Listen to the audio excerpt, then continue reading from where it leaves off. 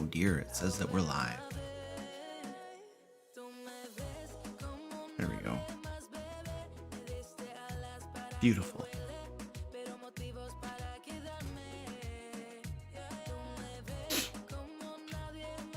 What's up, folks? How's it going? Live Cleric says we are a no judgment community. I rant about a few things though. That might be considered judgment. What's up, Dan Bear? All right. All right. Let's do stop scrolling.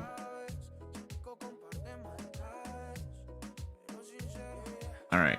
Okay, Dan, you have a wrench. Congratulations. All right, yeah, I just gave him his wrench. Sophie, how's it going? How you doing? Dito, what's up, man? Ketchup's in the house. Zen Tyler. Oh man, Zine. I don't know, dude. I don't know. Phonetically, it should be Zine because there's an E on the end, so that makes it a long E. But I think phonetically it's Zine. Ko Gruda, what's up? Helsing, hello. Sean, yo. Yeah, I have made some level 1 to 4 adventures in the past. They're all available over on my site, thedmlair.com. You can also get free D&D resources on my drive-through RPG page as well. Oh, you were talking about the Discord community? Yeah, I agree. It's very welcoming and happy. We tend to get rid of jerks pretty quickly. What's up, Quasums? How you doing, man? Tyler. Oh, so it's the last name I always screw up. Tyler. Oh, I probably say Taylor sometimes, don't I? Yeah, that's because I'm dumb. I mean, I have no excuse. Leonis, what's up, dude?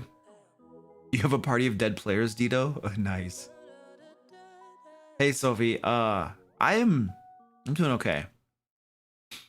I have had like a dull headache that's been plaguing me for like, I want to say 2 weeks or something. It's crazy. So I'm trying to figure that crap out. I don't know if it's I'm not sleeping enough. Stress, I don't know what it is.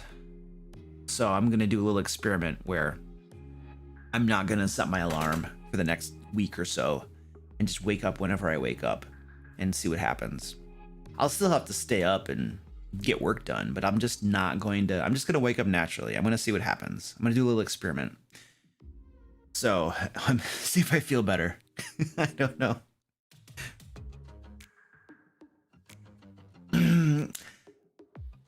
Yeah, I mean, if it's blood pressure, then that would just be tension and stress. Yeah, I don't know. Yeah, well, I don't have a doctor anymore. My stupid family doctor is like moving his practice for the 3rd time in as many years. And so I have to find it. I'm so sick of it. I'm not even going to go back to him. I'm just like, you know what? I'm about done with this. Like every time I turn around, you're moving your practice to a different like physician's office, like a different group that you're associated with. So it's like, I don't know what your deal is. Like either all of these, because I ask him why he keeps moving. It's like either all of these places you keep moving to treat you horribly and are like the worst places in the world, or there's something wrong with you and they don't want you there.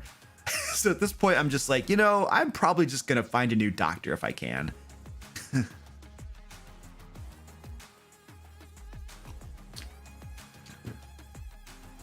Yeah, I don't know. I don't too much coffee. Yeah, I don't know. My coffee consumption hasn't changed. I haven't changed the amount of coffee I've been drinking. It's been pretty consistent for quite some time now. Family, what's up? Bonjour. ¿Qué onda? ¿Cómo te va? That's not the same language you greeted me in, but sorry, that's what I got.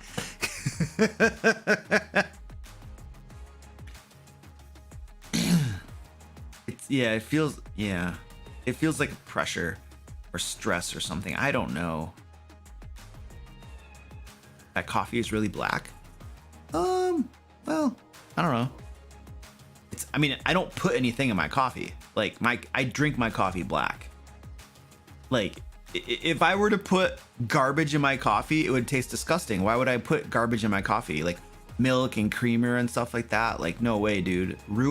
You ruin perfectly good coffee by putting garbage in it. No way. Can't do that. It's gotta be black. Black like my heart. Yes, exactly. No, sugar in coffee? No. Oh, that's disgusting. It makes it taste sweet. The beauty of coffee lies in its bitterness. Oh man. Oh, the more bitter, the better. It's so delicious. Mr. Coffee elitist. I'm not being elitist. I'm just saying that putting crap in coffee ruins it. That's all I'm saying. Like if I wanted to drink sugar, I would get a Pepsi or a Coke or something, you know? No, absolutely nothing. I put nothing in my coffee. Zero. Now I am into flavored coffees like cherry flavored or hazelnut or vanilla. So I do like those like flavor type crap, you know? I just got pumpkin spice today. I have no idea what that tastes like. I'm gonna try it. But I don't put anything in it. No, it's black. Now I actually have put, from time to time I do put, what is it called? Just hot chocolate mix in my coffee, just from time to time. It makes it sort of like a mocha. So I have done that before, but that's intentionally trying to make it a mocha, you know? I'll literally just make a coffee just like this, and then I have a box, oh, not a box, it's like a little container of hot chocolate mix, and I'll just literally put a couple spoonfuls in there and mix it up, and it's pretty good. It doesn't taste like coffee anymore, really. It tastes more like hot chocolate, but it's pretty good. I've tried iced coffee, and I don't like it a whole lot. I would rather have the hot stuff. It just feels good going down hot. Mocha Loca. Hot chocolate amplifies both flavors. Huh. Yeah, I don't know. It tastes good, that's for sure. I like dark roast. Like, what is it? French roast, I believe, is one of the darkest roasts. Delicious. Thank you, family. I appreciate it. Yeah, we just hit 70K on the Kickstarter today. So we hit our 70K stretch goal, which is cool. Unlocked, what was it? 10 monsters and artwork and stuff. Yeah, very cool.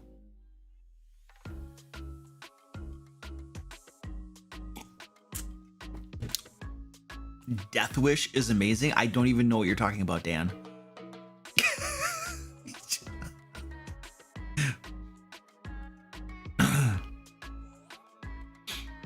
All right, we should start this. I think we're ready to start the stream.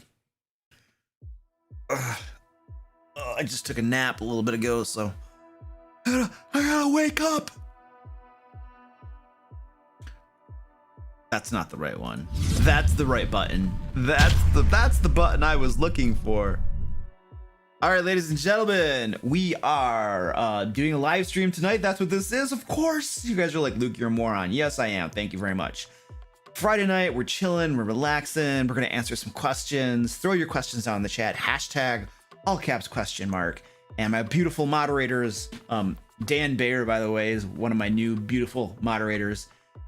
Quite a beautiful person. Dan, thank you for coming onto the team. Now get to work. Dan, Penguin Butt, and whoever else happens to be around here, gonna be taking your questions and throwing them in a spreadsheet. Dan's like, hi mom. Throwing your questions in a spreadsheet, so they're all collected. I'll be answering them as much as I can.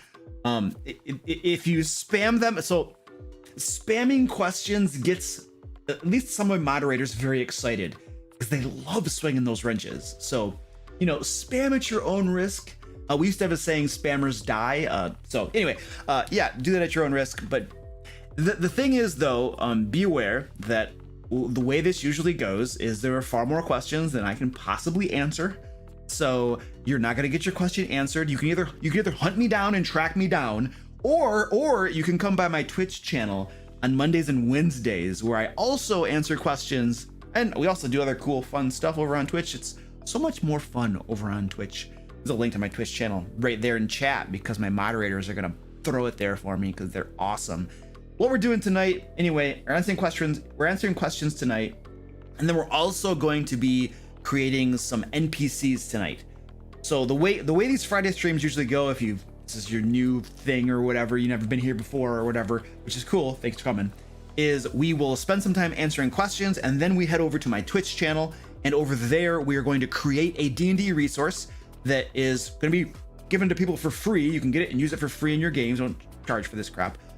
Basically tonight, so sometimes we create adventures together, sometimes we create magic items together. Tonight we are creating NPCs together. So we'll do that in like the second half of the stream tonight. We'll go over to Twitch and we'll create some NPCs together. And all of the stuff we create will be on my website, thedmlair.com, where I have crap tons of free Dungeon Master resources for you guys to all use in your games. So that's the schedule tonight. That's what's going on tonight. So there you go. And before we jump into that, I want to take a hot second here and thank all of my awesome patrons, members, and Twitch subs as well, who help support all the free content that I make, the videos, the free D&D resources, everything that I do to help the D&D community. These guys help pay the bills, and I appreciate that. In particular, I want to read off the names in red because they are awesome. They give it a higher level, and so I want to recognize them with a voice component, a verbal component. They get a verbal component to this spellcasting. Andy L, Beoban, Candy Sora, Clammed Oyster, DM Silver, Drake H, Lisa Goose, Elrin, Float 71. I only say Elrin's first part of that name because I cannot pronounce that last part. Sorry, buddy. Goliath Cleric in the house tonight. Iron Lord 79, John Kenny, Joe M, Joseph H, Kurt Y, Lord Humongous, Meepy 670, Mr. T, Nathan, Penguin Butt, also in the house, sporting a wrench. Rainier the Conqueror, Sophia W, in the house, I believe. Son of a Sofa Man, Tactical Tokens, Theta Tag, and Yokai. Thank you very much, folks. I really do appreciate it. And if you guys want, if anybody here's like, Luke, how do I support the content too? There's a link to my Patreon right there in the chat. Thank you, Penguin Butt, for throwing that down there. And you can go check that crap out. All right, cool. Let's do some Q&A. I think that's all of the forward matter that needed to be dealt with. So let's get the QA going. Is Stream Elements working? Penguin Butt, are you able to drop that link? Is Penguin Butt still here? There we go. Oh, I forgot. I'm delayed a little bit. I'm like waiting for the instantaneous link. I'm like, well, come on, let's go. What's going on here? But I think everything's a little delayed. So I'm a little impatient. Thank you, Penguin. I appreciate that.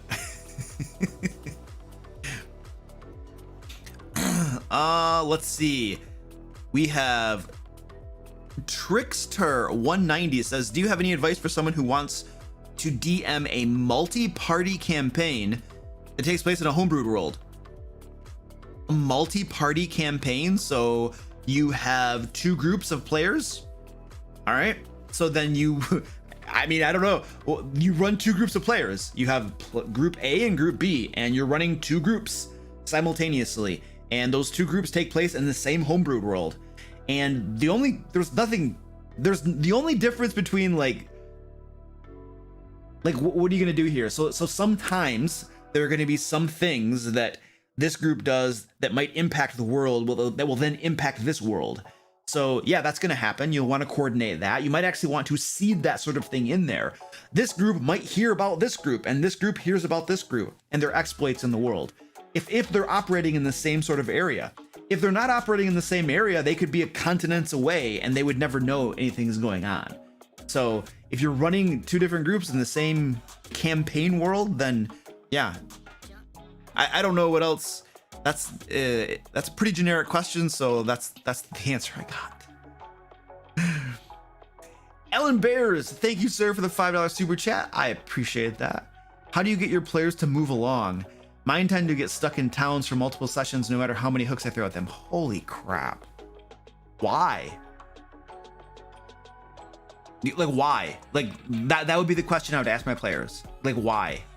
Why, guys, why is this happening? What's going on? Like, the devil's in the details. I would need to know, like, what exactly is going on in the town why are they in the town for several sessions? I need to know that. Like, are they shopping? Are they poking around? Like, what is going on? I would need to understand that situation a little bit better.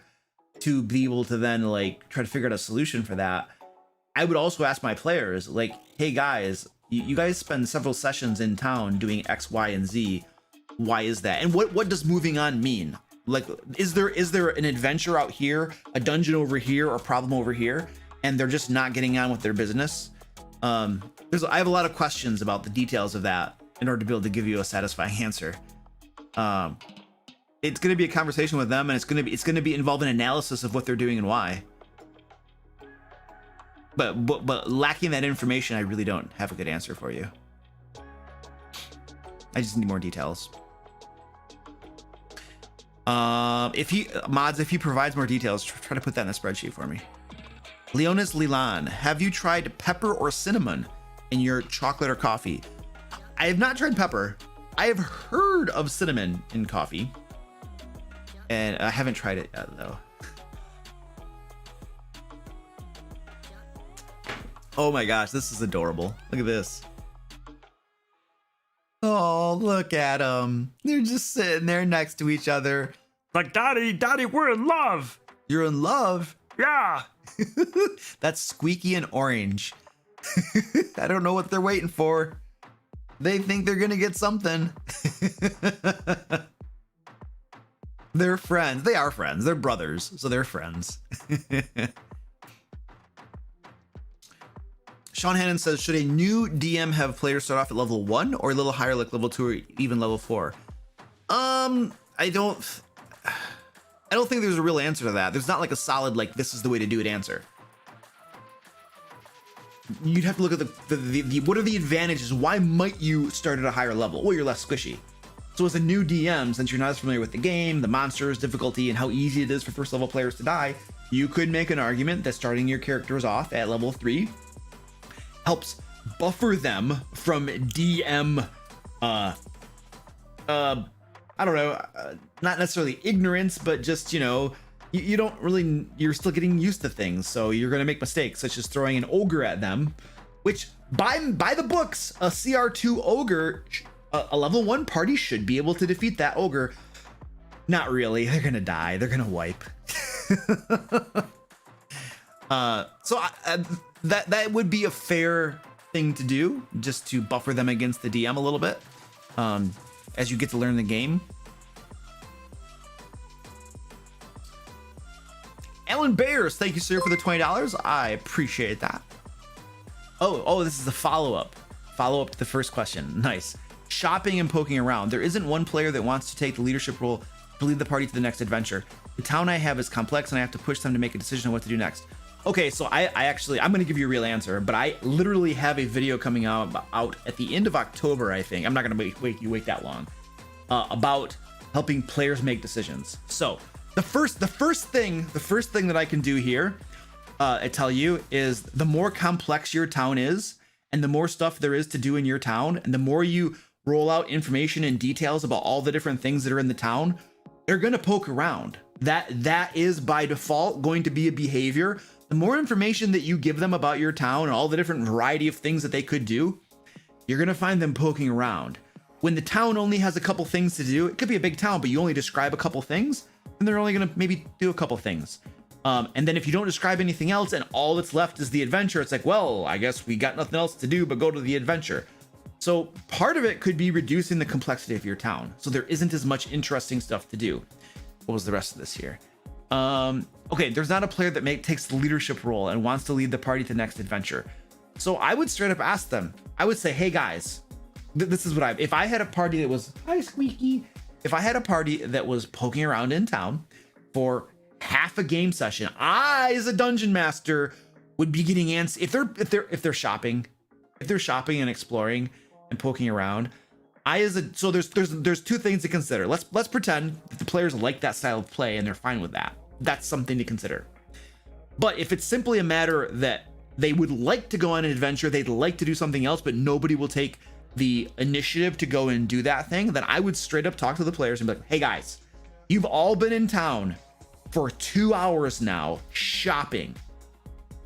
Is this really what you want to do? Do you really want to spend the entire game shopping in town and just poking around? And if you got some people saying, no, not really, no, not really, I'd like to play D&D, I'd like to play D&D. Because Dungeons and Dragons is not about shopping in town. It's about dungeons and castles and buildings and monsters and orcs and adventure and using the stuff on your character sheets. In my opinion, that's the game I run. So chances are, if you ask your players straight up, let's pretend that they say, yeah, we don't want to spend the rest of the game session here in town just doing nothing, essentially. Okay, great. What do you guys want to do? Well, we're not sure. Help guide them to a decision. They're going to have the discussion about which adventure to go on and stuff. Maybe put it to a vote. Maybe have them roll dice to decide what they do next. Maybe have them roll dice, and then whoever gets the highest number, that person picks what they're going to do. Something. It doesn't matter. You need to guide them to making a decision. I had a group once that would never make a decision about what they wanted to do. I had them roll dice, and the dice decided that's what we're going to do. All right, we're all going to go do something. Here's the thing. They might not be able to come to a decision together. Consensus, 100% consensus could be your enemy here. If they're never going to come to a consensus, force an option. Doing anything is better than doing nothing sometimes. So there are some thoughts there for you. I hope that helps. It's possible to consider too that your group might just not want to do anything else. Maybe they're happy just shopping and poking around and goofing around in town. Maybe they're having fun doing that. It's worth considering having a conversation with them and seeing if that actually is their preferred style of play. And if it isn't their preferred style of play, then help them get to where doing something and help guide them along. So I hope some of that information helps. It was a long answer. Sorry. Dylan MR says, do you think that maybe little cases of railroading is sometimes necessary in a campaign? It depends on how you define railroading. So I feel like many people define railroading incorrectly. And I don't know how you're thinking of it. I'm just talking in general. So most people would say that railroading is when the dungeon master has a plot hook with an adventure to be done. And then they'll say, well, that's railroading because you're making them go do that adventure. That's not railroading. That is not what railroading is. It is normal in almost any D&D campaign, besides the whole like wandering the game world, screwing around doing random crap games, which could be some of those.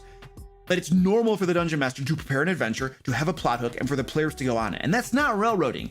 Railroading is when there's only one solution, and if the players try anything else, nope, it doesn't work. Nope, it doesn't work. Nope, it doesn't work. Like I think this way. I create situations in my campaign world. There is a situation. There are orcs that have raided this town and taken over the town, and they are dwelling in this town. That's the situation. Now, you guys need to figure out how to resolve that. I don't care how you do it. You could try to do diplomacy. Maybe that would work. You could sneak in at night and kill their leader and some of the lieutenants. You could sneak in at night and set fire to the town and burn them out. You could just, in the broad daylight, break in and just start beating. It doesn't matter. I created a situation. You guys can choose any way you want to approach it. And that's not railroading. Like if they have any options available to overcoming that situation, not railroading. Now, if I say the only way to resolve this is to do an assault in broad daylight and kill all of the orcs, then that is railroading, because you're forcing them down your precious storyline and your precious plot line. That's railroading. Do I think sometimes railroading is necessary? I don't think so. For my definition of railroading, no. I would never force my players to resolve a conflict or a situation in only one way. I always try to leave it open to them. Now, sometimes my players are going to try resolving something in a way that is not plausible at all. It's absolutely ridiculous, and it's not going to work. Like sometimes they'll have an idea for diplomacy that will not work. If I role play my enemies to true fidelity, like it's not going to work.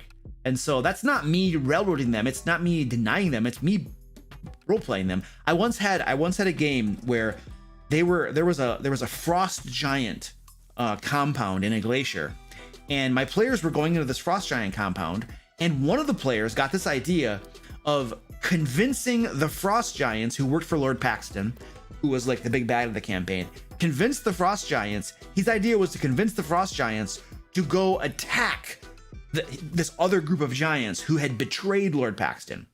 And so he went in there and he did an amazingly good job of talking to the Frost Giant leader and some really good rolls on the dice.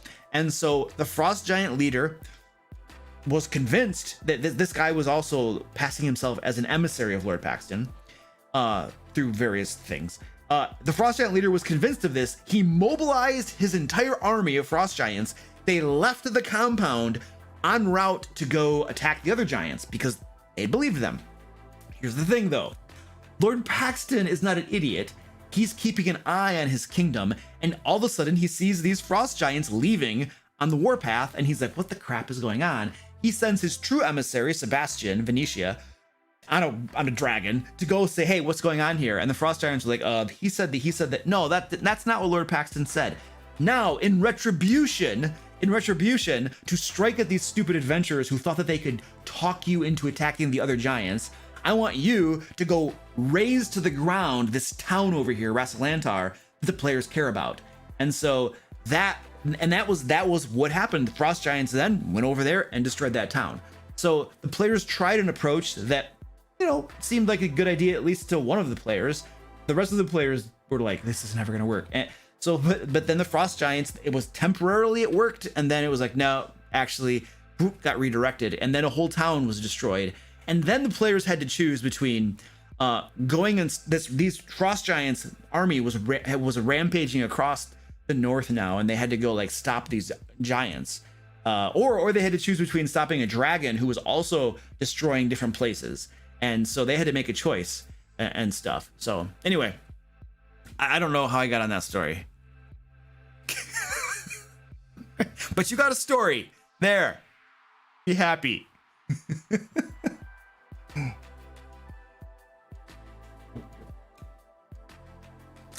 We're the official chonker. That's squeaky. That's squeaky right there. Why are cats the best pets? Mine are absolutely adorable. Like they just are.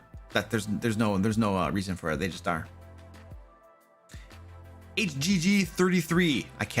I'm just gonna have to say the letters.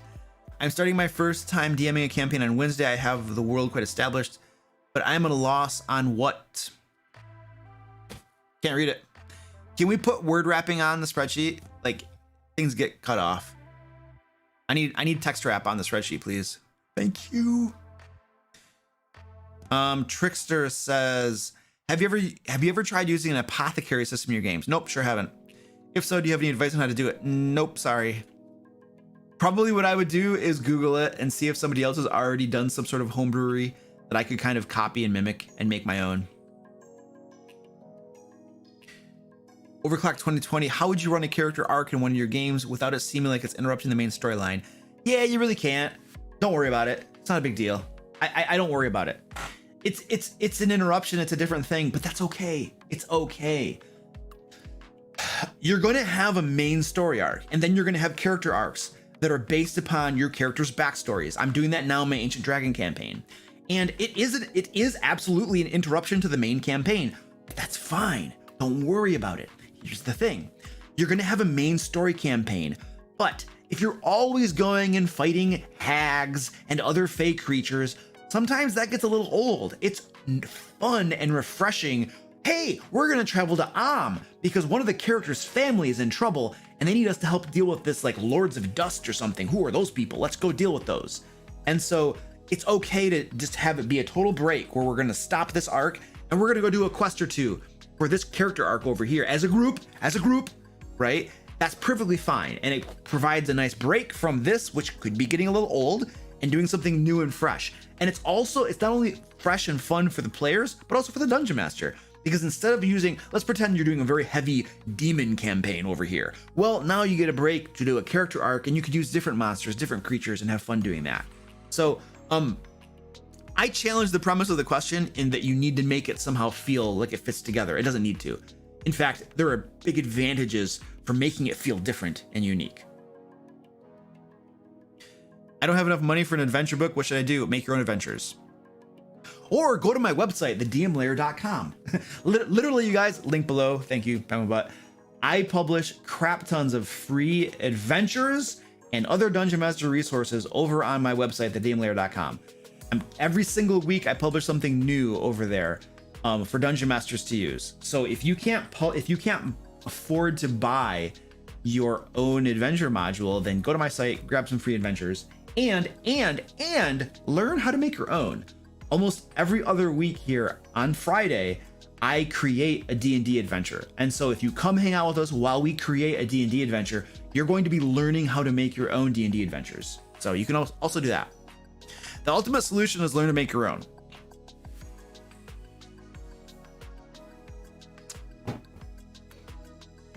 So the problem, what's going on is the text wrap is on, but the column height is fixed.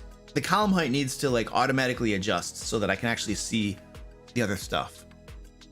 And then we need text wrapping on. Thank you, thank you. So the final the previous question that I kind of couldn't answer because it was cut off says, I'm starting my first DMing campaign on Wednesday. I have a world quite established, but I am at a loss on what kind of scenes to prepare. I'm getting kind of nervous about it. What do you mean what kind of scenes to prepare? You make an adventure. You make a level 1 adventure. That's what you do. The scenes are what compose the adventure. So you have an entire adventure, and in the adventure are different scenes. The scenes that you make are dependent upon what the adventure is going to be. Orcs have kidnapped a caravan owner, and they're holding him hostage. And the family in town wants you to go, rescue the caravan owner and defeat the orcs and stuff. That's the adventure. I just made that up. It's probably not that interesting, but that's the adventure. Okay, great. Now what scenes do I need?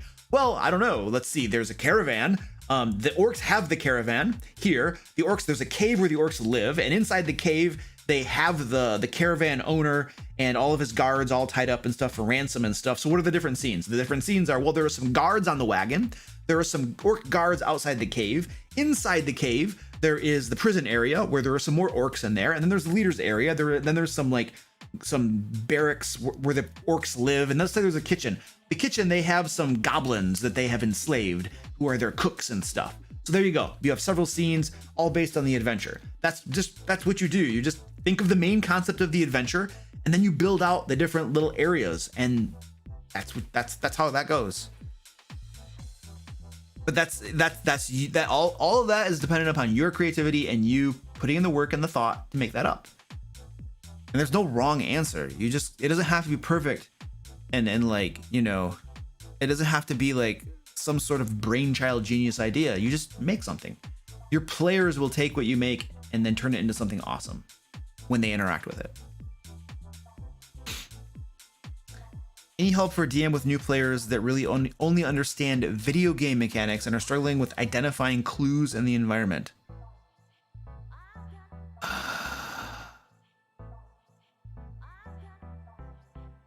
Why would they? I don't know why they would have trouble. Are you giving too much information to them? This is something that I feel like I definitely see this sometimes in adventure modules where there's way too much information. Like they'll give like a massive amount of read aloud text describing all of these intricate details of the room, and it's way too much information. So maybe parse down the amount of information, the description you give for a room. Instead of going into detail about the embroidery on the bed sheets and these curtains that hang down and these ruffled drapes and stuff and the wainscot walls and stuff, instead of going into all these details that really don't matter, just say, hey, yeah, it's a very well appointed room. There is a bed. I got something flying around me. There's a bed, there's a dresser, there's a trunk over in the corner, and there's some scuff marks on the wall. Boom, there you go. They're gonna be like, wait, scuff marks? Because I didn't hide all that information in this like elaborate read aloud text. It's very obvious. Scuff marks, what's that? Let me go take a look. So maybe it's just making the clues a little more obvious and not hiding them in descriptions. That could be something that will help.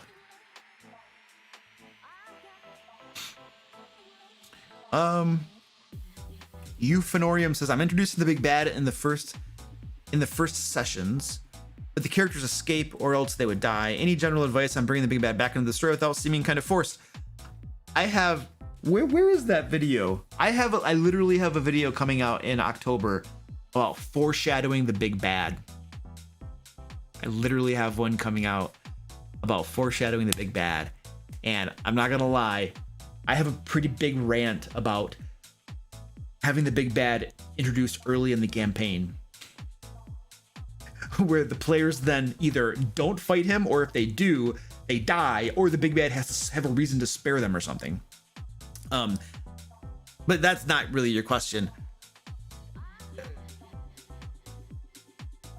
I don't know why. I don't understand why bringing the big bad back into the story.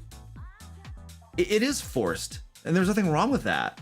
Like, there's a big bad in the game. Here's the big bad. You meet him at level 2. Okay, cool. We just met the big bad. Oh, that was scary. Okay, he's gone now. Whew, he's gone. Now we've been fighting his lieutenants for a while. Oh, the big bad came back again. It's not forced. It's the game. It's the game.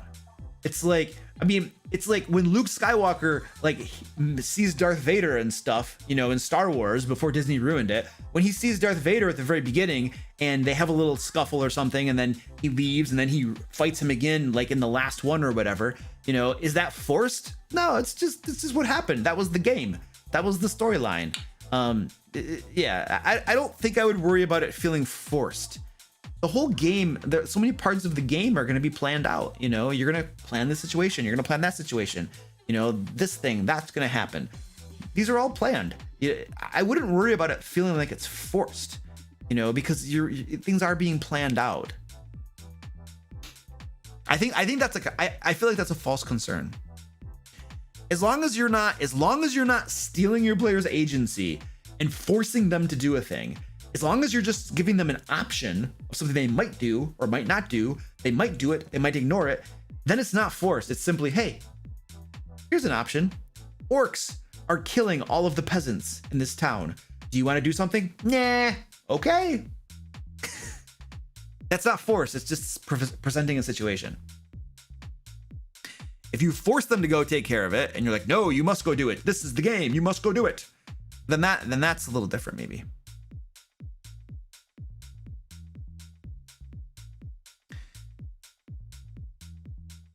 Do you prefer building maps in Roll20, Dungeon Fog, or World Anvil? None of them. I prefer building maps on grid paper, and then when we play in person, drawing them on a grid paper with like a dry erase marker. That is my preferred method of making maps. I do not like making digital maps online. It takes a long time. It is a huge, massive pain in the butt. I do not like it.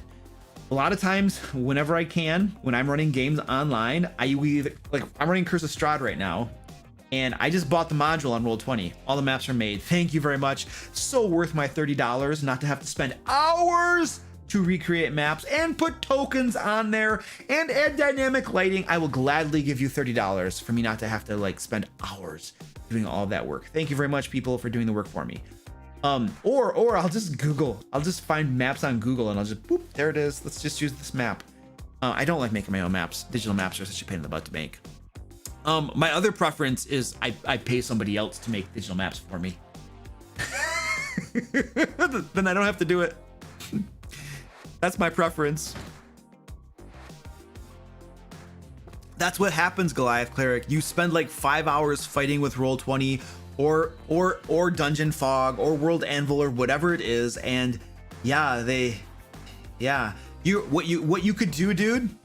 Like, I know that there are lots of map makers that have Patreons and stuff like that.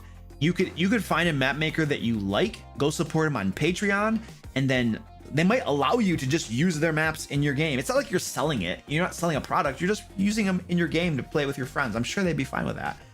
That's another option too. And then you're paying somebody for their services. You're using their maps. The only thing that requires is that when you create dungeons, you start with the map first, and then you create your dungeon based on the map. I do that all the time, and it works really, really well. I do that a lot. What do you do if PC kills essential NPCs? Yep, that's life. Who cares?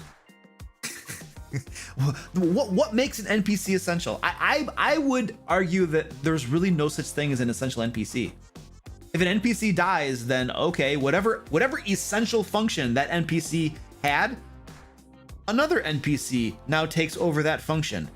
And the players have no idea that that happened.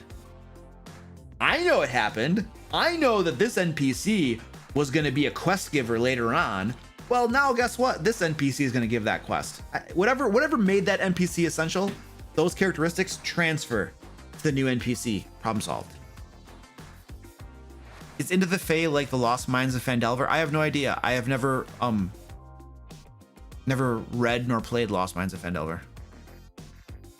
How do you target specific characters without seeming like you're biased toward players? By role-playing my monsters. A lot of times what I'll do when I'm role-playing my monsters in a fight, I will out loud explain my reasoning. As a dungeon master, I will out loud explain my reasoning why I'm targeting this person. Oh, the wizard just threw a fireball and blew up a whole bunch of people. Okay, the lieutenant calls out, target the spellcaster. Now everybody's swarming on him. There you go. That's what happens, because you know what happens? When I have a spellcaster as a dungeon master, all of my players target the spellcaster. So guess what? Monsters are going to do the same thing. But yeah, what I basically do is I will often explain my justifications for doing it. If there's a situation where there's two characters here and I have a monster that runs up to them and there's no real reason to attack either one of them, I will literally roll a die and have the die determine which one I attack. And I'll declare my players. I'll explain this. I'll talk aloud sometimes. That way they know my thoughts and reasonings behind why I'm having them do that. Just in case. Sometimes I explain it out loud, sometimes I don't. I don't always do that. If you want to describe a cool fight scene, does action turns still apply? Absolutely. You describe the fight scene during the combat. This is how all combat should be. The most boring combat in the world, the absolute most boring combat in the world, is where all you're doing is rolling dice. Does this hit? Yeah, that hits. How much damage? 10 damage? 10 damage. Your turn. Does 15 hit? Yeah, that hits. How much damage? 10 damage. 10 damage. Okay, your turn. That's the most boring. That is not how combat should be. Combat should be rolling the dice, doing damage, and then narration, description of what's going on. I charge up and I hack him with my axe. That hits. How much damage? 15. Oh, you slash him across the arm. Oh, he grunts in response to you and glares at you. He's going to get you next time. Okay, what do you do? Narration should be mixed in with combat. And every single time. Now, don't go overboard. If every single swing of an axe has like a 20-minute description, then that's too much. It should be just a 1 or 2 sentences maybe, and then you move on. So a little bit of narration mixed in describes the fight scene as you're doing it, and everything still takes place in combat rounds. And that's how all combat, in my opinion, should be, to make it more interesting and to continue role-playing your characters. I have one character in my Sword Coast Guard game that is great at this. He's a monk, and he will constantly be describing, okay, I'm gonna do a hook, and then I'm gonna do a roundhouse. I'm gonna grab him, I'm gonna knee him, I'm gonna do a spinning sidekick, and he'll describe as he's rolling. Before he rolls, he'll describe what he's gonna do. And so he's role playing his character and then rolling the dice, and we do that during combat, and it makes for a much more interesting game than just doing maths. What do you think about playing D&D like it's an RPG, like EverQuest? So first of all, EverQuest is horrible. Like all of those MMOs where it's like, okay, go gather 5 ingredients and bring them back. Okay, go kill 5 monsters. Okay, go kill monsters that have a % chance of dropping some ingredient. Gather 10 of those and bring them back. Don't do that. Good gravy. The MMOs that are like that are so horrible. I'm sorry if I'm offending folks who like those things, but you're doing the exact same thing over and over and over again for hours, and that is so boring. D&D is like you can exercise your creativity and make actually exciting things to do. I would never run a D&D game like that. I've never played EverQuest, so if there are other game elements to it that I'm overlooking that are really awesome, then I apologize. I just never played that before. I just know that started off the whole MMO thing where it's like gather ingredients, kill a certain number of monsters, and come back to the hub.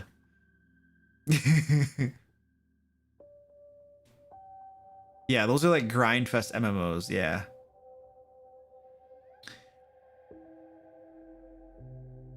I have limited descriptions. They don't realize when I'm giving clues that a gelatinous cube or a dragon is in the area. They don't connect the significance of a clean room in a dungeon. That's not your problem to solve, Nathan. Don't worry about that. If they don't, here's the thing. You know it's there. It's so clear to the dungeon master why the walls are smooth and there's no debris on the floor. Because there's a gelatinous cube in the area. But your players don't know that. They have no way of knowing that. And one might argue that their characters might not even know what a gelatinous cube is. So that sort of detail right there, don't sweat it if they don't catch that stuff. Put it there, because what's gonna happen is that you're gonna describe it as being clean, very clean and smooth, no debris. Oh, okay, whatever. And they keep playing. Then they run into the gelatinous cube, they fight it, and then afterward they're like, oh, that's why it was clean. Or they don't, or they never realize it. Don't worry about it. Your players are overlooking that stuff. They don't get it. They miss it. Big deal. Don't worry about it, dude.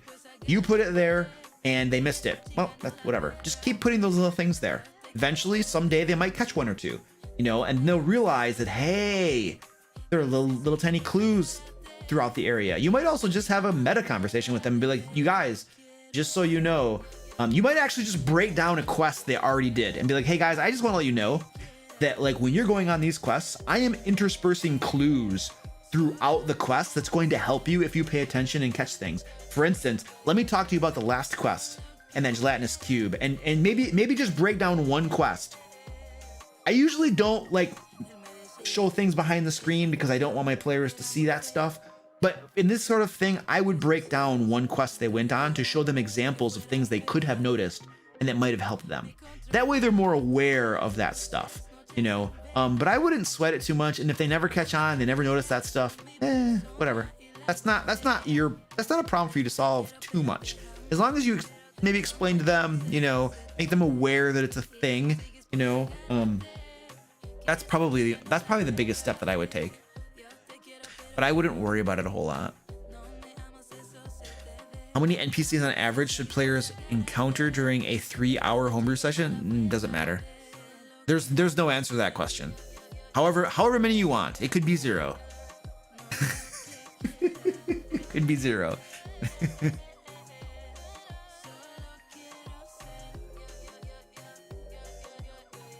Do you ever deal with player attitude from the target of attacks or weak player in brawls? I think I've occasionally had player Squeaky. I'm not gonna. What do you want from me? He's down here. He's right here at my feet, licking my leg and bugging me. Squeaky. I've had players before that have gotten upset that they get attacked or something. It's like it's worth having a conversation and understanding why they're getting upset. Do they feel like I'm unfairly targeting them? Do they feel like I always attack them?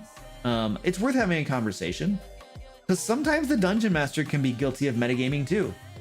Sometimes the dungeon master knows that this is the spellcaster and they're very powerful.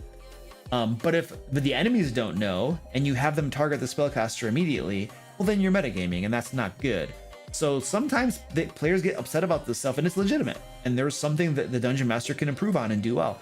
There's nothing that says the dungeon master is always right, and the dungeon master is always doing a good job. If your players are getting upset, it's worth thinking about having a conversation and seeing, hey, am I in the wrong here? Should I be doing something different? It's possible. You know, you won't know unless you take it seriously and really think about it and analyze and have that discussion. Sometimes players just get pissed off because they're just pissed off and you're not doing anything wrong. That's a possibility too. Why do you always forget to spam the Discord for the Friday streams? Oh, I don't know. I just do. It's life.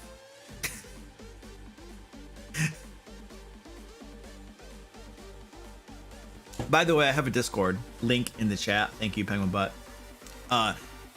Basically, the Discord is a community of dungeon masters and people who aren't dungeon masters who are basically just trying to help each other out in their games, improve, have a nice little fun community. Very, very positive community. My moderators we're pretty good about getting rid of the riffraff who just want to be jerkwads.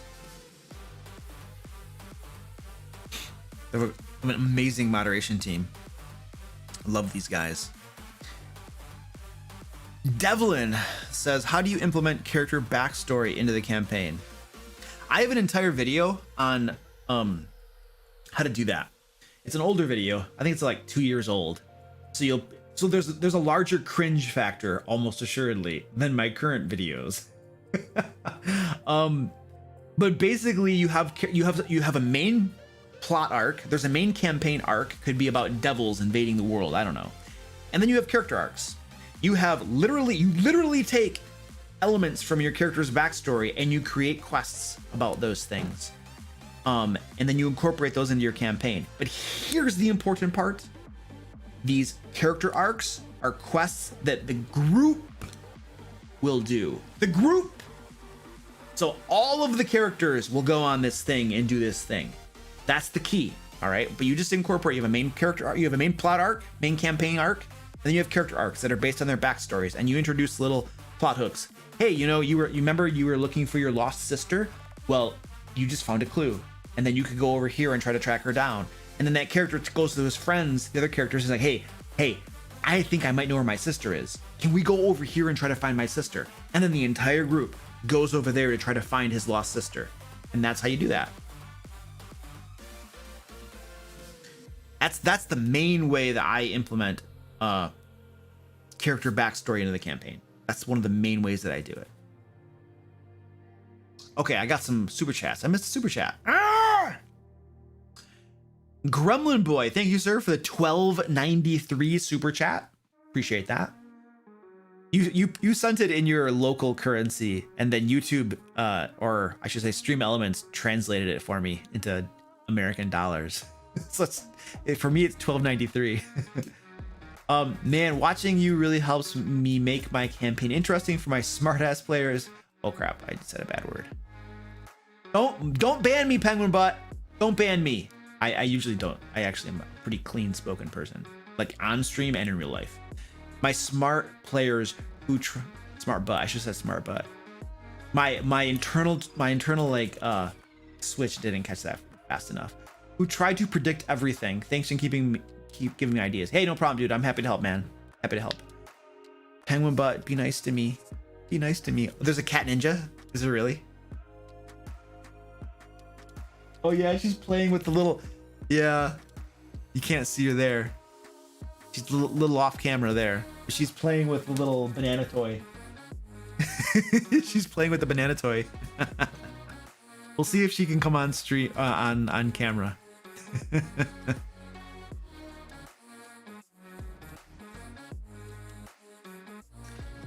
How do I convince my DM to let me have a pet Nothic? Good luck. I would say no too. What up? He's like, you suck, unsubscribe, thumbs down.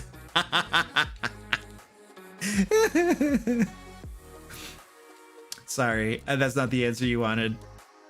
Eric Tong, if players look up the monsters they are fighting, what would be a good way to deal with it? Beat them over the heads with the book. I don't know, dude. Don't do that. I'm like, Luke said I could do it. No, don't. I do not advocate physical violence. Well, there are some times I probably would advocate physical violence, but this is not one of those situations.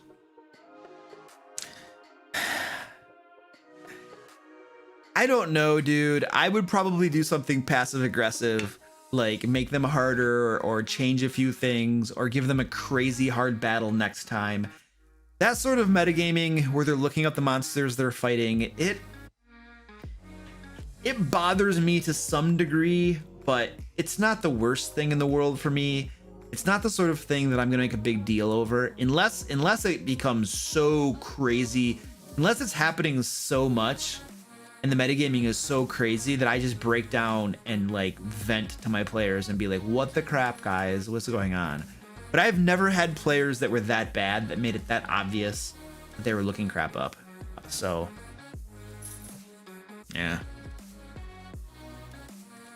Curly Marimo. Easy ways to level down monsters. Lower hit points or armor class first. Do I remove special feats like immunities? I feel like Yeah, it's either going to either armor class or hit points or DPS. Consider also DPS. DPS is a pretty important thing too. So if they have multi-attack, maybe don't have multi-attack. Cut their hit points in half. Lower their armor class a little bit. So D&D 5th edition has like bound accuracy, I think is the term. But basically armor class doesn't change a ton over the course of the levels. If there's not a, it's not like night and day between levels like, 5 and 10, for instance. So I wouldn't tweak armor class a whole lot. Hit points do change a lot, so maybe cut those down a little bit, and then maybe lower their DPS some. So yeah, and you'll just have to eyeball a little bit. I think there are actually online calculators that will help with customizing monsters. I think somebody shared one with me once, but I don't remember what it was. I usually just eyeball that crap, in all honesty. But yeah, you could also remove things like feats like immunities. Yeah, you could do that. You could do that as well. Nicholas says, how can I create short stories that make the players actually scared of dying? When we do short adventures, they're like, oh, I'm not playing this character in 3 weeks anyway. What?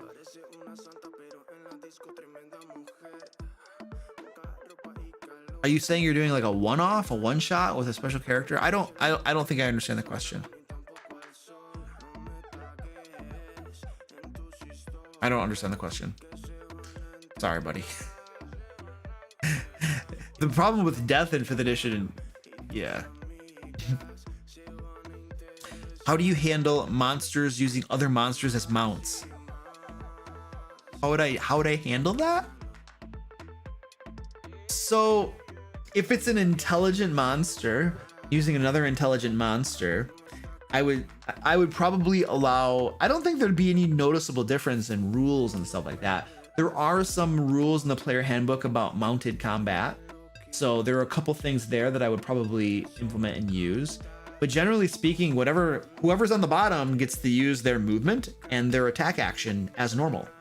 And then the person who's on top doesn't have movement. They pretty much have to go where the person on the bottom goes, and they still have their attack actions. So yeah, I don't think I'd do anything special. I'd probably, the person on the top would probably have to make some sort of check to stay on the person's shoulders or whatever, not fall off, unless there was a saddle. If there's a saddle of some sort, well, then that helps you stay on the monster and you don't have to worry about it. I don't think I would do a whole lot of super special stuff. I wouldn't put tons of rules around it, in all honesty, unless after doing it a while, it became obvious that rules were needed. I wouldn't create rules up front. I would let them organically evolve as needed.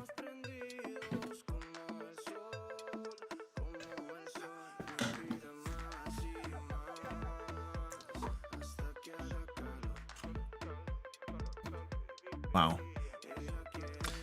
I'm gonna go back a little bit farther. Ben Johnson said, I'm creating a campaign based off a book where the monsters or gods are banished to the divine realms. Players will probably release them level 3 to 4-ish. Tips for homebrewing good human foes.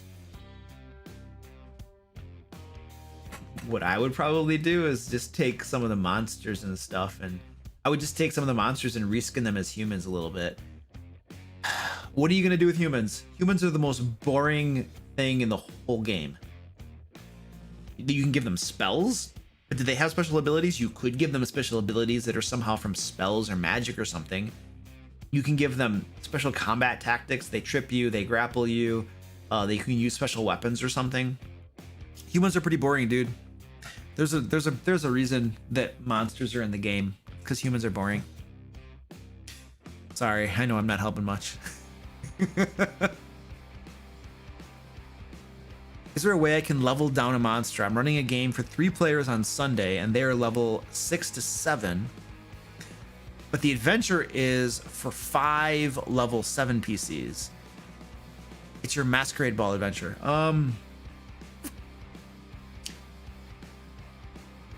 So they're level 6 to 7, but the adventure is for level 7. Well, then you just take out a monster or 2 in each encounter.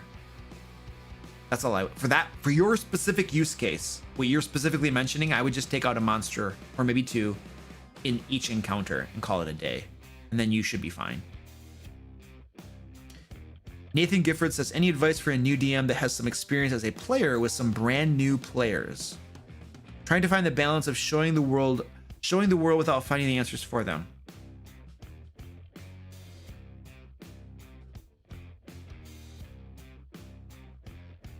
I don't know that I totally understand the intricacies of that question. Don't spend too much time showing off the world.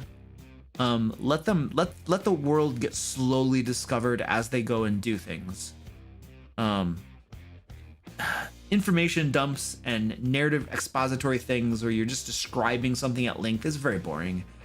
It's good if you're running a D&D show and you have a large audience that's listening to you, because they're just there to listen and hear a story. But players, when you're running a D&D game, players want to do stuff. They want to be the spotlight. They want to take actions and stuff. So be careful how much exposition you put in your game. Well, if you're running a D&D show, then exposition is great because you have a big audience. They're there to be entertained. But when you're running a D&D game, the Dungeon Master wants to limit how much they talk. And they want their players to do the talking and describing the actions and stuff like that, so that they can actually play the game, not just sit there and listen to you tell a story. I don't think I answered your question very well. Sorry. How often should traps show up so your PCs don't check every closed door, chest, etc. for traps? I do not put a ton of traps in my games. You might have 1 or 2 traps in an entire adventure, maybe 1. Some adventures have no traps at all. I don't put a ton of traps in my games, but my players check for traps on a lot of stuff all the time anyway. And it only takes a couple seconds. It's not a big deal. I check for traps. Okay, perception check. 15, no traps. Boom, you're done. It takes maybe 30 seconds. So I don't do anything to stop them for checking for traps. I'm not going to tell them to stop doing that. I am going to put however many traps I want to in the game, and my players are going to check for traps however many times they want to, and that's up to them. I'm not going to do anything to try to make them check more times or fewer times. That's up to them. As long as I don't make it a 20-minute thing every time they check for traps, that's stupid and lame.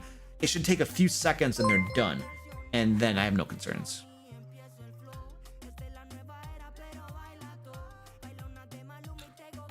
Ugh. Make the enemies variant humans that are not boring. Oh, variant humans. So they're not actually humans. They're actually kind of like monsters. Then you beg the question, you know, did all the monsters really get banished? Thank you, Munchgum, for the $2. I appreciate that, dude. Yeah, if you want to make humans not boring, you got to do something to them. That's for sure. Thanks for subscribing, Minmax. Oh, I thought it was Minmax. I thought it was Minmax for a second. I was like, oh, that's cool. Minmax. I gotta get more coffee. I'm totally out of coffee. I'm going for the coffee.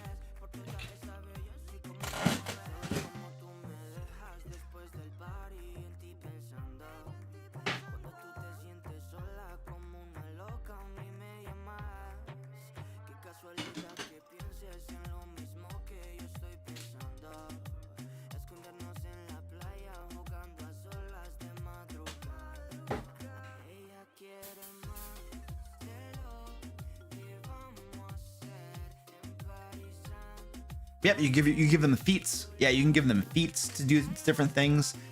And then you gotta use those feats. The feats basically are just special abilities. So you would change them into special abilities, yeah. When should you get legendary items at level 17 and above? That's the definition of a legendary item. Literally in the Dungeon Master Guide, it talks about legendary. It talks about all the different rarities and when you should give them in a campaign. And I'm pretty sure legendary items is like level 17 and above.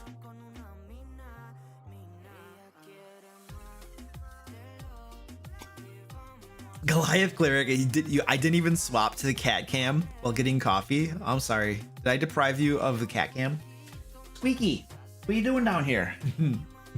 Squeaky. Mommy's back there. Orange is under the camera. You can't really see him. Orange. There he is. Look at this. There we go. Mommy.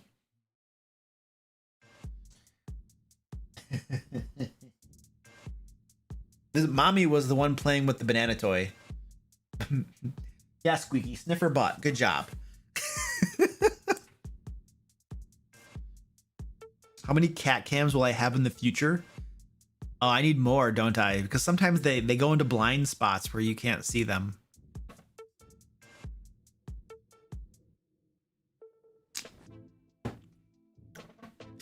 How do I make a campaign more dark and scary?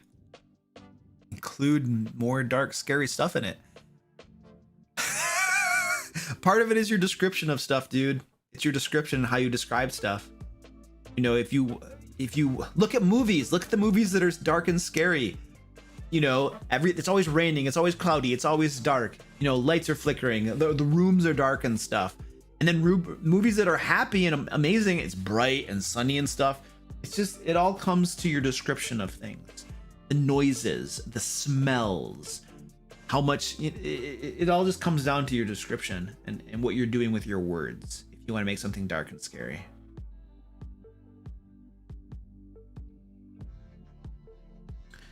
How would you go about converting favorite 3.5 material for D&D 5th edition, specifically certain classes? Just do your best. You're just gonna have to try to estimate and make the rules up the best you can, dude. Case by case. I don't have a good answer for you, dude. It's not, there's no methodology or template or anything. It's just cold hard grinding it out and doing the work and trying to convert it. It's probably one of the reasons I don't do that. But if you have something that you love, then you just have to do your best.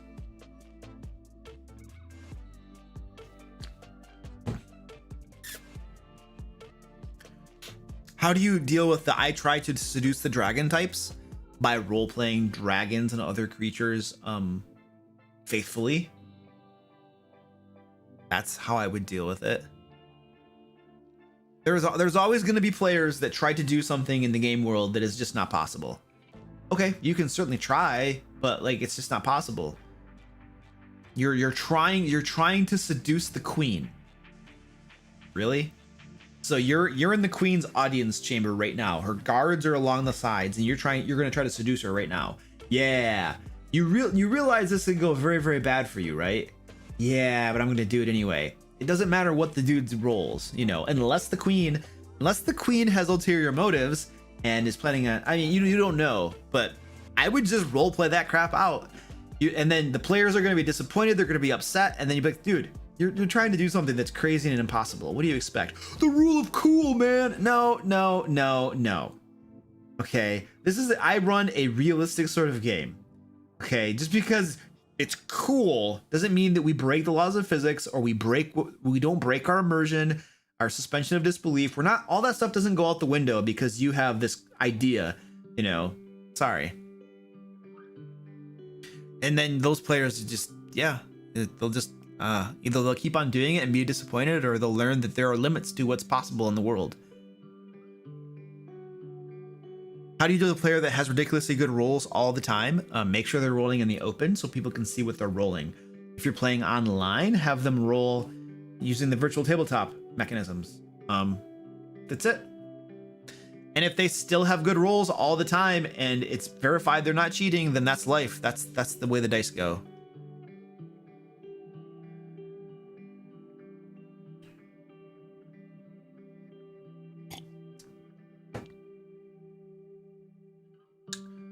What has been your experience with regards to the comparison between how much content in a particular game session you expect to happen and how much actually happens? It depends on my group. So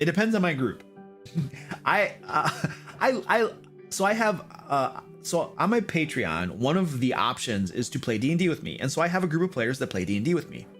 And these guys are awesome. I love these players. However, I will say that they take a long time to get stuff done, which is not a problem, and it's not a negative comment. It is what it is. And so routinely what will happen is I will be like, okay, we got this adventure, and then I got this adventure, and I'll like plan, you know, get prepped and ready to go. And then always what happens is they'll get through about maybe a third of what I thought they might get through. And so I plan more stuff than they ever use, which is fine. I want to be prepared. So they take a long time. I have other groups. My I feel like my Curse of Strahd group has a faster pace and they get through a lot more content a lot more quickly. So my experience has been, it really just depends on your group. My youngling players tend to get through a lot of content quickly. So it varies based on group to group. I usually anticipate any group getting through more content than they actually do, which is fine because it means I prep more and I'm prepared. And I would far more prefer to be prepared for stuff that never actually happens than to not prepare enough and then they get farther and I'm just like, oh crap, I'm not ready. I never want to not be ready. Now, there's always going to be things that get improvised in the game session that comes up, obviously. You can't prepare for every eventuality, but I can prepare enough that I'm ready to improvise. But if I don't prepare enough, then I'm not ready to improvise, and that's a very bad place to be in. I never want to be in that place.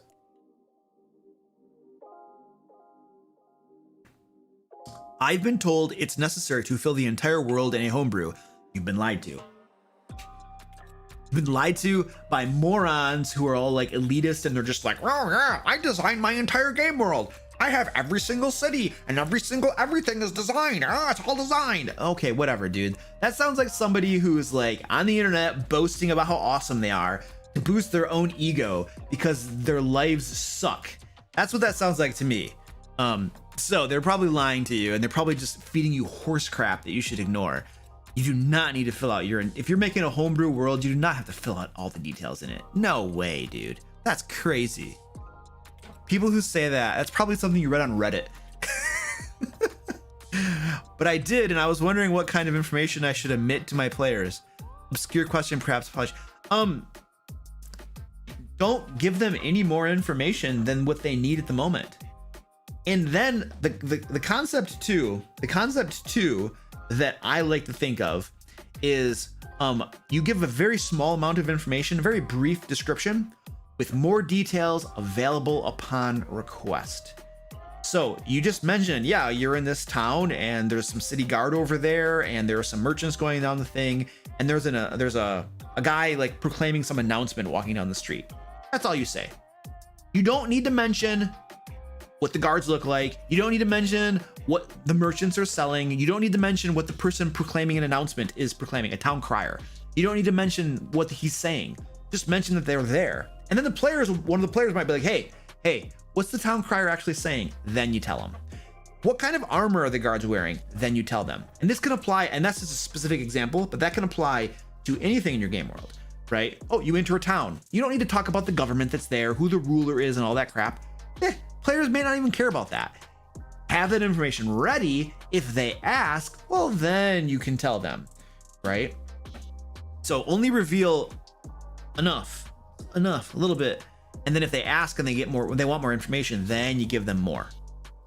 And that, my chair is like all squeaky right now. I think it's better now. I got it out of the system. It was like every time I moved, it was like.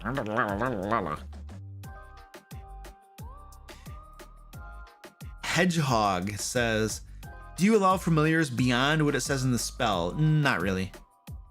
Anytime you allow familiars beyond what it says in the spell, the players are going to want something more powerful, like an imp or a saber-toothed tiger or something like that. They're going to want to stretch for things that are more powerful than they should be as a familiar. And unless they're a warlock that spit the chain warlock or something like that, Pact of the Chain, unless they're that, which specifically allows them to have a special familiar, then no, the spell literally does what it says that it does. I'm not gonna allow a first level spell to give you something more powerful than it should. I'm not gonna do that. I'm a pretty much by the rules dude. Like if the rules say a thing, then that's the thing.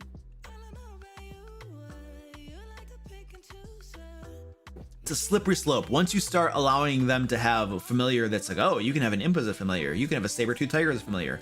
You can have a Tyrannosaurus Rex as a familiar. Well, then another player is going to have another thing that he wants, and he's like, well, why can't I have Fireball be a 40-foot radius? You're letting that guy have a saber-toothed tiger as a familiar. And then the druid's like, the ranger's like, well, he gets a saber-toothed tiger as a familiar. Why can't I have a Tyrannosaurus Rex as an animal companion? You know, so you just got like, there's this buildup of like, well, you made an exception for him. Why can't I have an exception? So my brain always goes to that, and it's just like, dude, it's just easier to follow the rules. This is what the rules say. This is what we're doing. This is what we're doing. I probably think too much.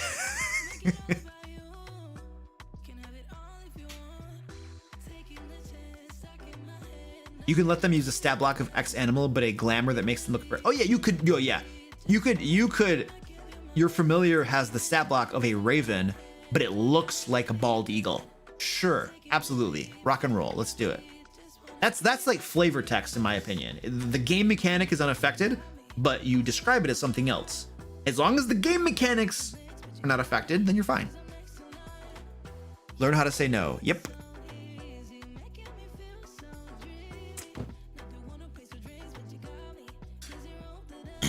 especially when saying no, like when the players are just trying to overreach and get more power out of things that shouldn't be that powerful, then yes, no, we're following the rules. No, that's not how that works. No, that's not how that works. No, absolutely, this is the rules. I set a pretty strong baseline of, as a dungeon master, I follow the rules. I know the rules fairly well, and we're following the rules. That's the baseline of the game. And if your spell doesn't do that, then it doesn't do that, dude. And it makes things a lot easier. It makes things a lot easier. You don't have to worry about players arguing over rules nearly as much, because like, I'm not making exceptions. We're just following the rules, dude. How do you make player death matter? Oh, stupid. In 5th edition, yeah, you really can't, because it's so easy to get raised from the dead. Like, my party almost TPK'd 4 times in one encounter, but being a gracious DM, I had their gods intervene a few times. Don't do that.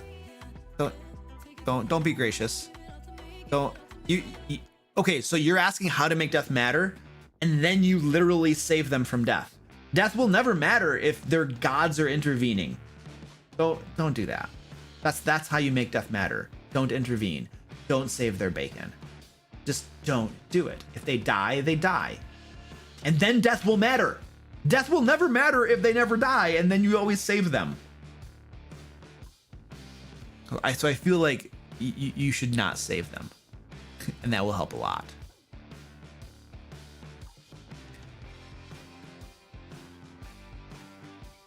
Peleg says, for the Kickstarter, can I add money now and use it later in the Pledge Manager for add-ons and shipping? Yes. I think, yes. Dude, I literally had a conversation with a backer kit guy this week, and he was explaining that that's how that works. If you pledge extra, if you pick like the $50 tier, but you pledge 75, then that money rolls over into backer kit, and then you can use it for add-ons. That's the way he explained it to me. He literally explained it to me that way.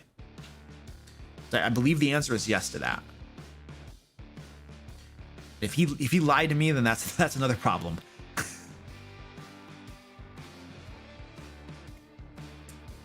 Is it okay that my PC as a lizard folk eats his kills publicly? Sure. You're just role playing them? Yeah. It's not causing a problem in the game. That's not like, that's what my character would do. That's the excuse that somebody doing something jackwadery. Some jackwad is you're not doing anything that's causing a problem in the game world, so no, I don't see a problem with that. What do you think of the Trask as a mount? No, thank you. Next question. Do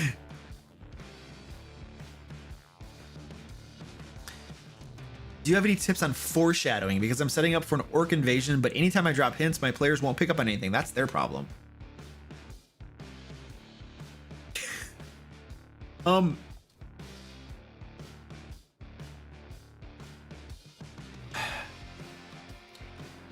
I feel like sometimes players are just not gonna pick up on hints very easily. I don't know. the thing is about hints and foreshadowing and stuff is that as the dungeon master, because you're putting them there, they're very, very obvious to you, and you know what it means and the implications and stuff because you made it.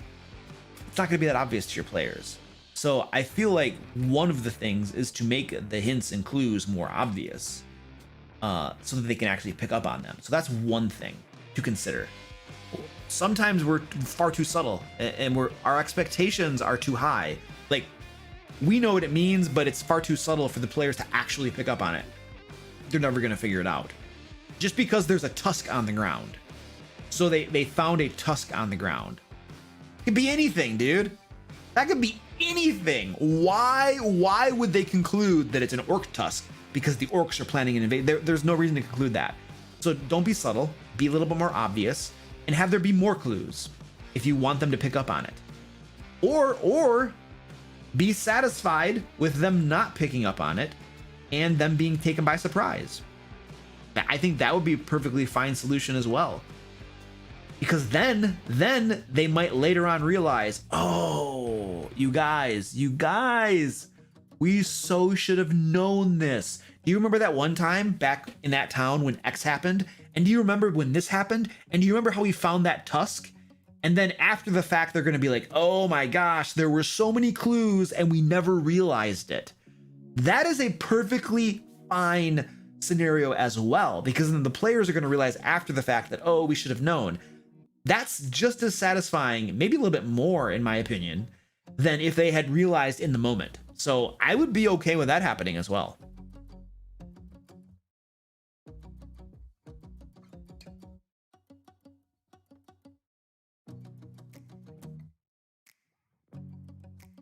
Stephanie, hello, how you doing? Hey Dan, how's it going? Is Dan still here? How's it going your first night as a moderator, man? Is it everything you'd hoped it would be?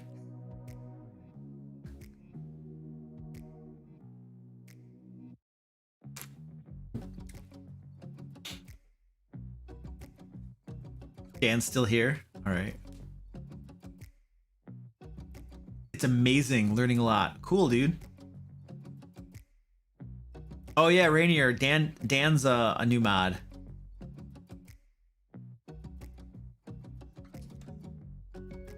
We needed some backup in the streams.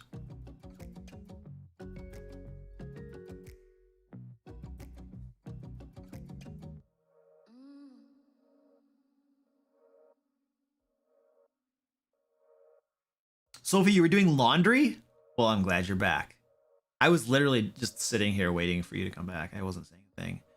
Like, if she's not here, I'm not talking. Oh yeah, we have the, you guys, we have the hangout tomorrow. Don't forget all of my patrons, members, and Twitch subs and stuff. Our VIP hangout is tomorrow. So that's, what is that? That's the $10 and above level. So if that's you, then don't forget, tomorrow's our hangout for that.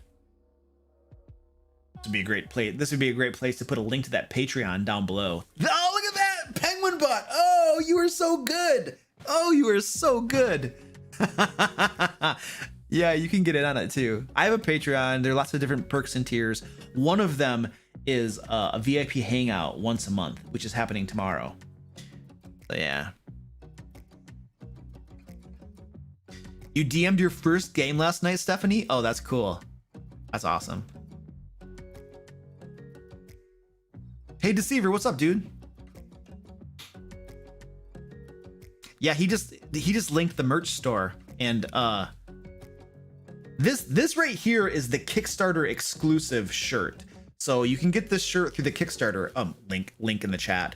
Did I plug the Kickstarter yet? I don't think I've told you guys about the Kickstarter. I have a Kickstarter going on right now. I don't know. I don't think I've actually talked about the Kickstarter yet tonight. I should probably do that. Like, that's probably a thing that should happen in a live stream, is to talk about the Kickstarter. So basically, this is the Kickstarter, Into the Fae. It is a level 1 to 5 adventure module featuring lots of Fae creatures, new Fae creatures that I made, magic items, and maybe even spells if we hit that stretch goal. We just hit our 70,000 stretch goal and unlocked a whole bunch of cool stuff. And what's coming up on the stretch goal? So at 80K, we get 10 new magic items with artwork. So very, very cool. Lots of awesome stuff here. I'm getting like artwork commissioned. It's a professional module. It's going to be a professionally designed, written, all that stuff module. We'll have some play testing. I promise you, the level 1 adventure will not kill TPK the entire party. That is something that Wizards cannot promise you, because their newest module that came out, Icewind Dale, one of the level 1 quests will kill you. Will kill everybody. It's brutal. Yeah, anyway, it's you know, we got new monsters and stuff like that. Maps by my dungeon cartographer Lonnie, and then we're gonna have digital tokens for the art that I get commissioned will be available for virtual tabletops. There's a map pack so that you'll get all of these maps as image files so that you can put them in Roll20 and Fantasy Grounds, making playing online super easy. There's also going to be physical tokens as well that you can get if you play in person. And I have dice bags, very, very cool. And then t-shirts and stuff. So yeah, that's it. That's the plug there. See, that wasn't that bad. That wasn't that bad at all. Yeah, all the level 1 quests. Well, there's a level 1 quest in Icewind Dale that does not involve combat. And that one you can't get TPK'd. I don't think there's any combat in it. I think it's mostly just, yeah, I don't think there's any combat.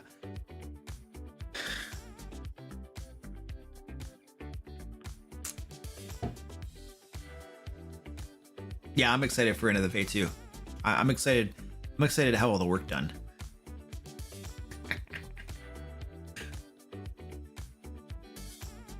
How would you run a character arc in one of your games without it seeming like it's interrupting the main story? I think I answered that already.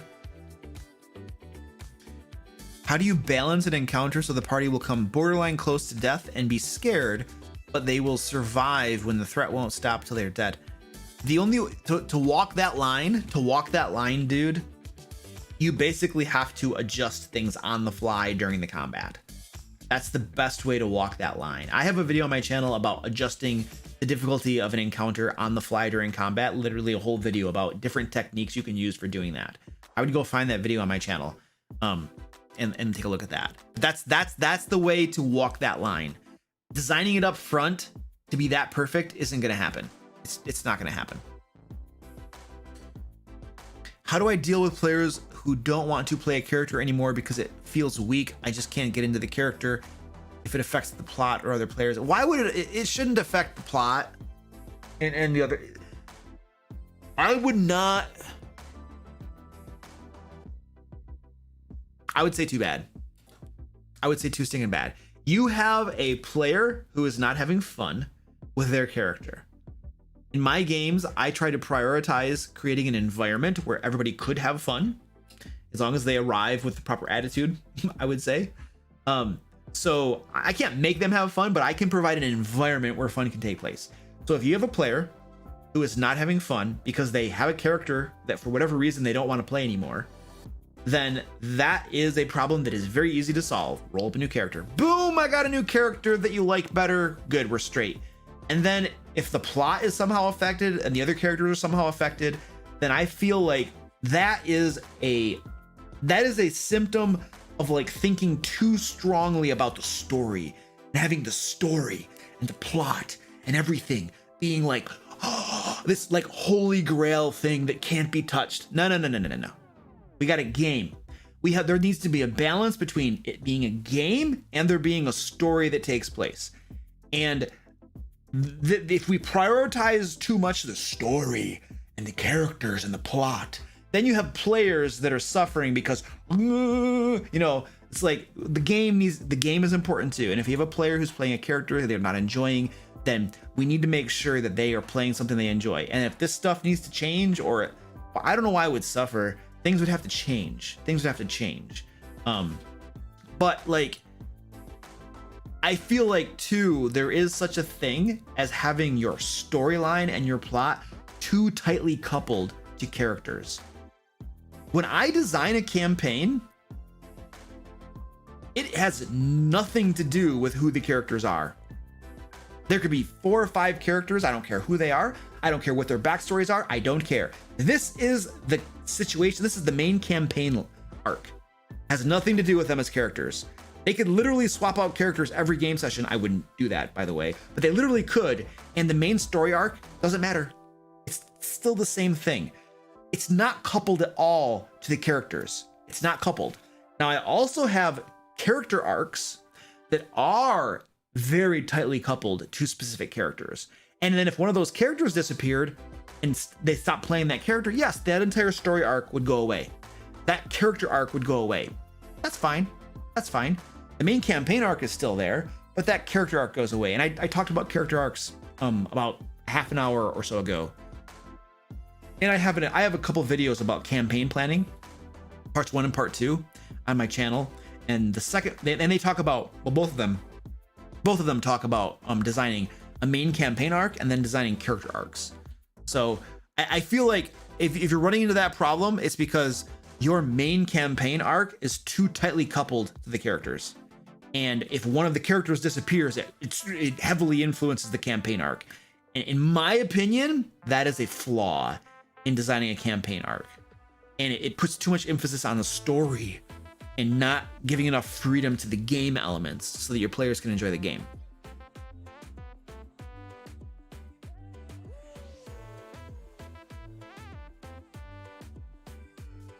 If you have new players who don't really get into role-playing and cause problems, how do you deal with this? Those are two different questions. The whole game is role-playing. So what part of the game don't they like? Do they not like combat? Do they not like exploration? Do they not? I mean, if they don't get into role-playing, if they're not into the game, then why are they at the game? Causing problems is a different thing. When I have a player that's causing problems, I talk with the player and we try to sort it out. All right, let's go back here. Yeah, I'm getting pretty low on coffee. The coffee situation is getting pretty low. What? I got some cats down here. Hey, Squirty Pie. Both of you guys are licking yourselves? Are you serious? Really? How about you not do that? Oh my gosh. Okay, sorry. I apologize for the my cats. My cats are just they can't behave themselves on the live stream. They don't understand that people are watching them. How would you go about alluding to important locations in the story?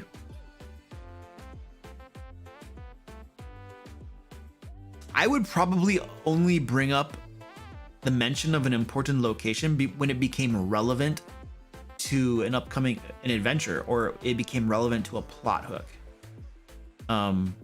Or they could hear if let's pretend that there's like a floating cloud. There's a cloud city. There's a castle in the clouds. Let's say that they're gonna somehow in the future they'll have to come across it. I would just drop little mentions of it. They might find a letter that mentions it. There might be a book that if they explore the book, it mentions it. They might hear rumors about it. They might, when they listen to the door before they go into the next room, they might hear a couple giants talking about the castle in the clouds. You just drop little mentions of it. That's how you allude to it. You just put it here and there throughout the story, throughout the game. How do you handle different human languages for different cultures, assuming that's a thing and don't have them all talking common? You create names for the languages just like we would. We have Spanish, German, English, French, Chinese, you just create different languages and you put them in your game world. I don't think you just create them and you'd have them, they exist. And then people would have to pick which one they start with and which ones they know. You would treat it like any other language. But you might still have a common tongue, or you might have a language that's spoken by the majority of people. For instance, English is a pretty widespread language. It's a language that's learned in many, many countries around the world.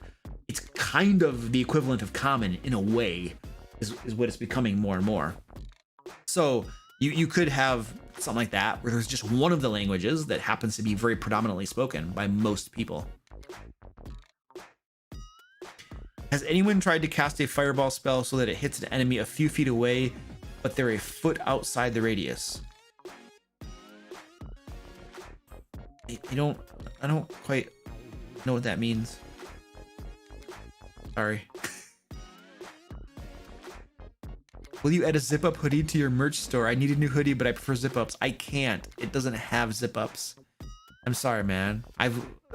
Folks have asked about that before, and there are literally no zip ups available for me to put in the store. If I super chat $5, can you do a cat strike? $50 for a cat strike. Or come to Twitch afterwards, and then you can do it through normal mechanisms. I'm such a jerk.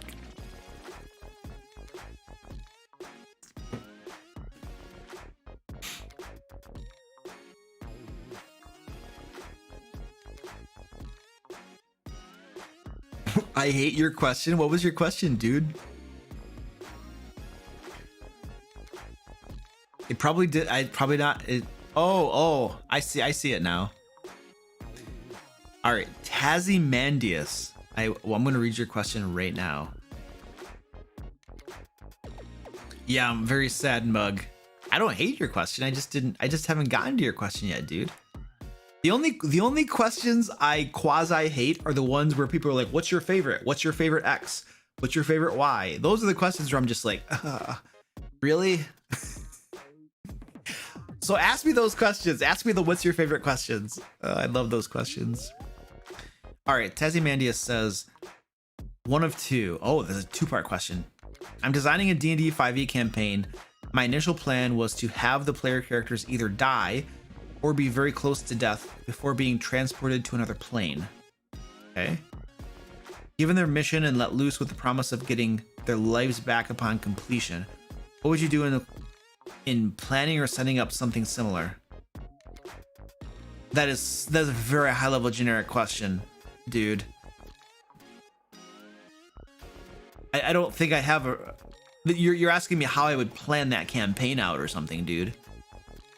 I don't think I have a good answer for you. Like that would involve me planning out a campaign or something around that. I will tell you, what I will tell you is that my friend John did something very similar to that, and what he found is that the players kind of rebelled a little bit against that premise because they felt like they were being railroaded and they had to do this thing because that's the only way to get their lives back. And they felt very strongly railroaded, and they fought him like tooth and nail the whole time because they felt like they had no agency. Like all decisions and choices were stolen from them, and this was this horrible railroady situation that we have to do this thing. His situation, his campaign premise was a little different than that, but it still tightly constrained them to doing X, and they had no choice. In his situation, what he did was, so I'm not really answering your question, but I'm talking about a similar thing, I guess. What he did is he was running this was a Ravnica campaign, and basically all the different players were from different guilds, and they had all been arrested as criminals, and they were going to they had the death sentence, but they were given the option of, instead of killing you and executing you, if you work for the government or one of the guilds or something, if you work for the government, let's say, we will not kill you, but you have to do what we say. And so they were like, okay, well, I guess we're not gonna die, so we'll do what you say. And then the government was giving them missions and telling them what to do. And the entire time, the players hated it because they had no agency. They basically had to always do what the government told them to do to go on these missions, not to die.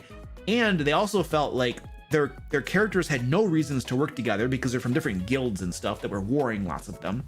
And the whole game, they basically were like, this sucks, we don't really want to do this, the only reason we're doing this, what my character would probably actually do now that we're free is I would run away to a different place and try to not get caught, you know. And so the whole premise felt very forced to the group, and he ended up running that game for a little bit, and then they stopped and they just started over again because the premise was, it didn't work very well for them, and the players didn't like it. They felt super railroaded, and they did not like it at all. So your idea for a campaign reminded me of that, and my concern is that players are going to feel like they're being railroaded and they have no agency and they have no choice. So that's my concern. So what would I do in setting up something similar? I wouldn't do that. I feel like, yeah. Sorry.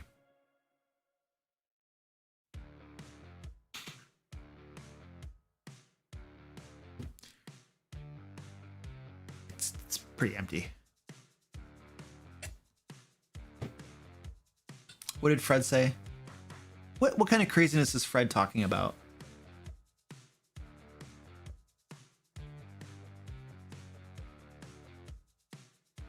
I was a DM before Luke was born.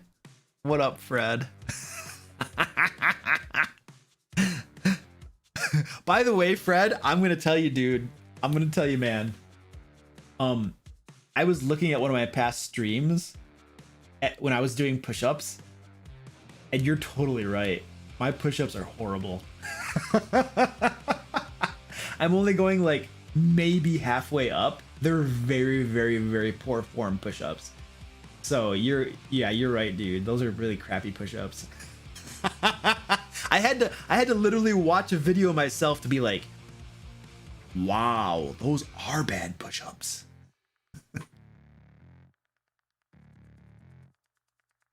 Sophie says, I will super chat $50 right now for a cat strike. Well, that's not a question, but okay.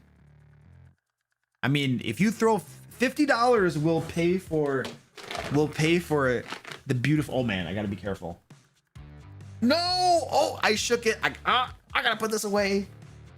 They heard it. They heard the noise. They heard the noise. He's pawing at me now. No, look at this. Oh no, they're all coming. It was a false alarm. I'm sorry, guys. I'm sorry. I'm sorry, kitties. Look at them. They're all starting to pile up. They heard me shake it. No.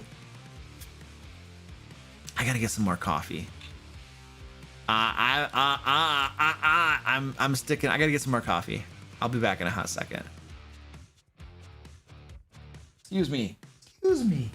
Oh, I can put the cat cam on while I get the coffee. There you go.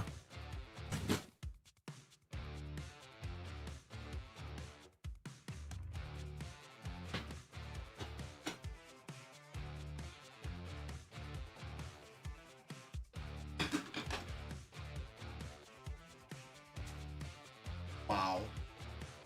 Wow, I have 4 of them. I have 4 of them.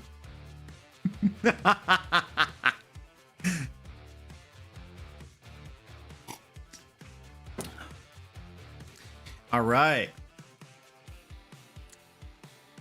Okay, Sophie, thank you very much for the 3384. That definitely pays for some cat strikes. So we will do a cat strike now. And I just want to say, on behalf of all of my cats, they definitely are very appreciative, Sophie, of your super chat and your continued very generous support of the channel, in all honesty. So I do appreciate it. And my cats do as well. So it's cat strike time. Let's do this.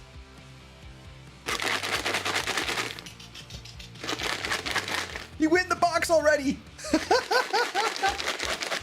Come on, let's go. Let's go.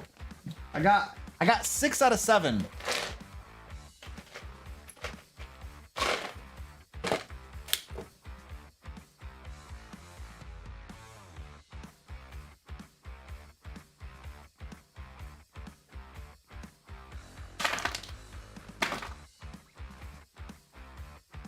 There we go.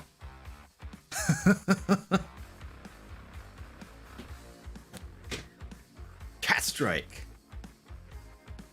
Oh, there's a little girl. There we go. We got them all except for Orange. He's off camera. Orange, here he comes. Oh, you guys, we're getting all 7 of them. You guys, we have all 7 cats. Oh my word. This almost never happens. This almost never happens. That's crazy. Oh my word. We got all of them. Dang. Yeah, get a screenshot of that. That almost never happens. Penguin Butt, can you get a screenshot of this and like send it to me, please? Oh, we got somebody going in the box too. It looks like Squirty Pie is going in the box. Oh, nice. yeah. Penguin Butt, if you can get some screenshots of this and then pick out a nice one and then post it in the VIP Discord channel. Put it in the Sloshing Boot too, so everybody can kind of see it as well. This is the 3rd time ever. Oh, is it? Oh, nice. Yeah, Sophie, that was amazing. This is so awesome. Get all of them. That is so cool. It will be on Facebook. Nice. I go on Facebook like once a month. Probably like twice a month, I would say. Mostly I just go on there and then I accept anybody who wants to join my group, and then that's it, and I leave. I don't use Facebook.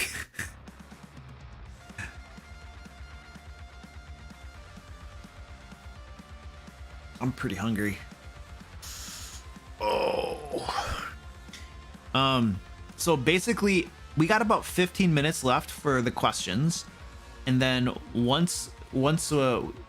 so about 15 minutes to go on the questions, and then we're gonna go over to my Twitch channel and link in chat. Thank you. And then over on my Twitch channel, we're gonna be creating some NPCs together tonight. So that's the game plan for tonight. And then the NPCs that we create over on my Twitch channel will be available for everybody to use in their games over on my site, thedmlair.com, link below. But where I publish lots of free resources and entire adventures for dungeon masters to use in their games too. Thoughts on Rime of the Frost Maiden? Colin. Sorry, Colin. I just called you large intestine. Sorry, I have a pronunciation problem. I think this has been well documented. Colin, Rime of the Frost Maiden. I have an entire video coming out on the first week of October, giving a review on it. I'm very, very, very, very disappointed in the leveling mechanic, in the deadliness of some of the encounters. Wizards keeps doing the same thing in every module. It's getting really old. The adventures themselves are interesting and cool, but the Dungeon Master really is going to have to rework the encounters to make sure he doesn't murder all of his characters, or to make sure they're not a cakewalk. The leveling mechanic and stuff. There's some really messed up stuff of how they implemented that module. Like the mechanics of it, of leveling and adventuring. The quests themselves are cool, but the implementation of some of the mechanics is really dumb. And I rant about that in the video coming out. I still think I still want to run it for a group someday, but it's going to take a lot of rework on my end, which is really dumb. I shouldn't have to do that to a professionally designed module.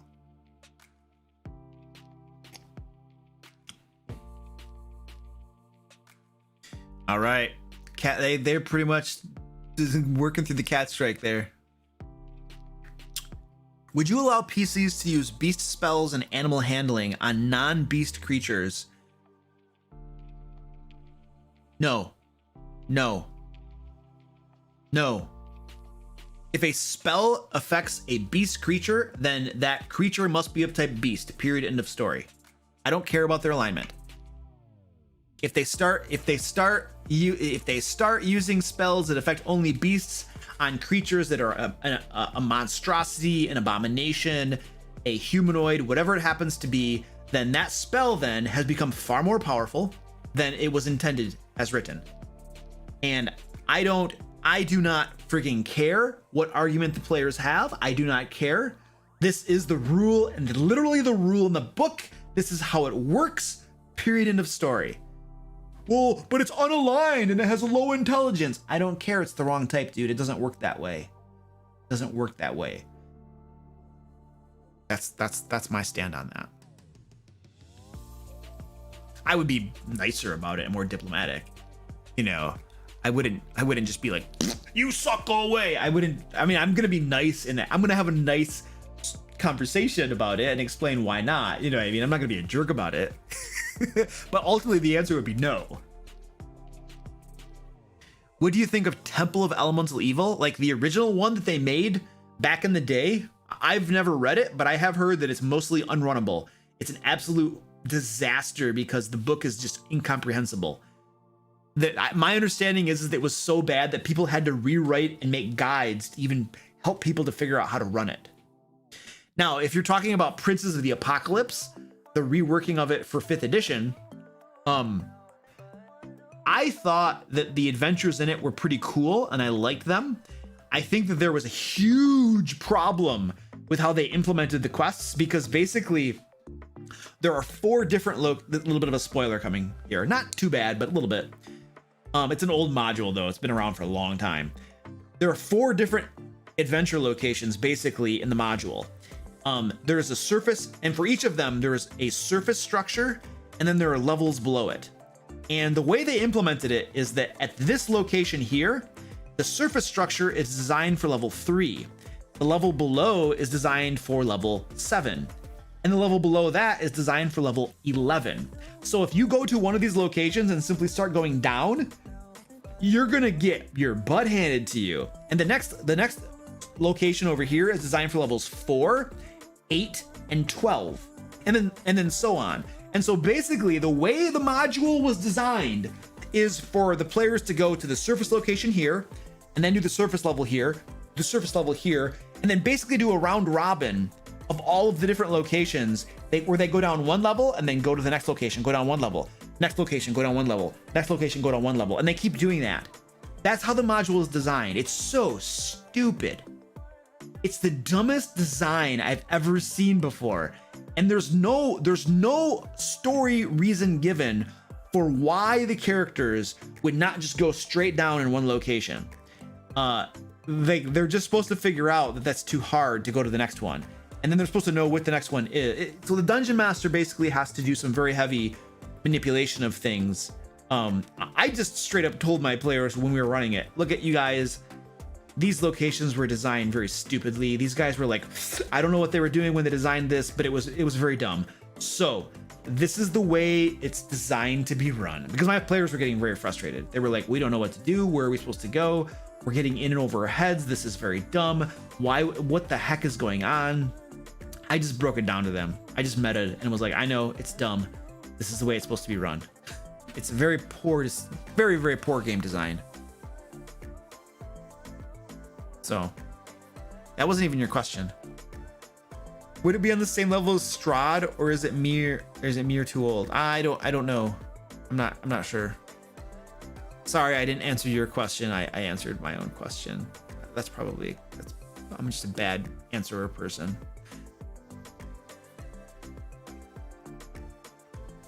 Do you make maps of your towns or cities, etc. when needed, but usually not. I run in pre-existing settings. I don't make my own worlds. So usually I find one that's already been made by the game designers. I'm a fairly new DM, 2 years, and I agreed to DM a session at work. All my 9 colleagues want to try this game I keep talking about.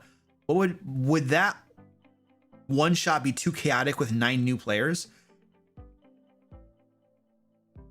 The hardest part is going to be giving them character sheets and them knowing what in the world they're even doing, because that is to onboard 9 new players at work with character sheets and how the game mechanics work. That is all brand new, never played it before. That is going to be very, very, very, very, very hard and challenging. I did a similar thing at work. One of the guys wanted to play D&D, and we basically had a team of about 9 people. It was literally pretty much the same situation as yours. He wanted to play a game of D&D.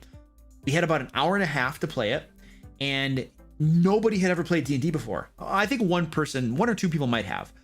Basically what I did is I did not use any of the D&D rules. I made a very, very simple system that used everybody had 2 d6s.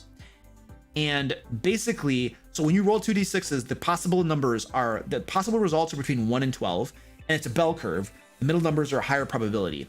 And so basically everybody had two d6s, and I told them, you know, I gave them a little tiny card that had like warlock, you know, and then they had like you have fire spells, you have a jar of eyeballs, and you can read people's minds. I gave them like 3 basic things. So warlock, and here are 3 basic things. And I told the players, this is your character, and basically use your imagination. If you want to try to do something, just explain it to me, and then we're gonna roll dice and we'll determine what happens. And so the way the dice rolling for the guy with the warlock with the fire, he was like, okay, I wanna throw fire at the enemy. And then I was like, okay, roll dice. And basically, if the result was between like a 1 and a 4, there was a failure. And then between like a 5 and say an 8 or a 9 or something, it was a success. And then above that was like a huge success or something, like a really good success. And I just adjudicated and just made stuff up on the fly. My point is this, like, I'm not remembering all the details of the rules because I'm just having to do it on the fly here. But my point is this, I made a very super basic rule set that took like 5 minutes to explain to them, and put the emphasis on role playing their characters, explaining what they're doing in the situation, and using their creativity. But the rule set I used was so basic, it wasn't even based on D&D or anything. It was just something I made up on the fly, and the whole goal was for it to be as easy as possible for them to learn in like 5 minutes and then start playing right away. And that's how I did it at work. And so they played, in essence, they played D&D without the heavy rules of D&D. And it went really well. People had fun, and I didn't have to explain to them all of the rules, which would have taken 2 hours. There's a way to do it without explaining all the rules, but anyway, that's how I did it, dude.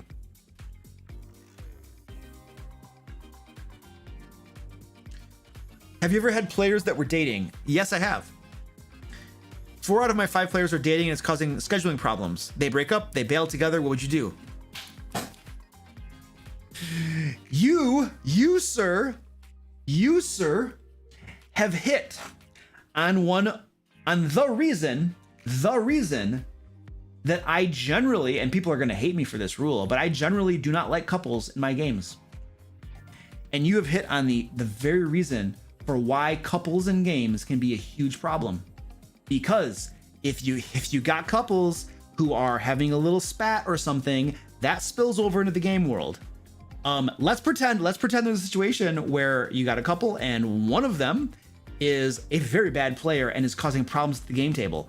There is no world that exists where you can ask that player to leave and the other person's not leaving too. And then they won't want to play. They might not. If one can't make it, neither one want to play. If they move or they can't play anymore, then you lose 2 players. So I've had issues with couples, and I have had a couple once that had caused no problems at all, so that was fine. But then I've had others that have caused problems. So I generally, as a rule, do not like. I prefer not to have couples in my games because you can easily get lots of problems with it, and it causes lots of social issues and stuff like that. So like, this is the thing that I do that's probably very unpopular, and people are gonna get all upset and be like, eh! But like, I avoid so many problems by just not having couples in my games. You avoid so many problems. So I don't know. People are gonna hate me for that. That's fine. It's just a thing. What would I do? My preference is not to have couples in games. That's what I do. Sorry. People probably don't like that answer. But it's the truth. It's the truth. Everybody knows, you've been there. It causes problems. You know it does. I think Luke is overestimating the negative opinion of that statement. Maybe. But we all know that it causes problems from time to time, if not a lot. But I know lots of people have couples in the games, and they're gonna hate me for that, but whatever. I avoid problems by that rule, and I'm happier for it. And our groups are happier, and our groups are more stable, and we don't have to deal with awkward social situations and stuff like that. What do you think of Ack Inc. campaign where the government is the loremonger? Could be cool if PCs are evil, but need to act good for the government. I don't know offhand. I'd have to go look up Loremonger and refresh my memory on what that is. Sorry. Worst is a couple made of DM and PC. Yep, I agree. Yep, I was in a game once where the dungeon I was a player. You had a dungeon master who was the husband, and then the wife was a PC, and constantly there was this bickering spat going on all the time. It got so old so fast. I was just like, you guys, just stop, please. We all came here to play D&D and have fun, and you guys are bickering, and it just keeps going on and on, and it won't stop. So yes, I have experienced that. It's not fun.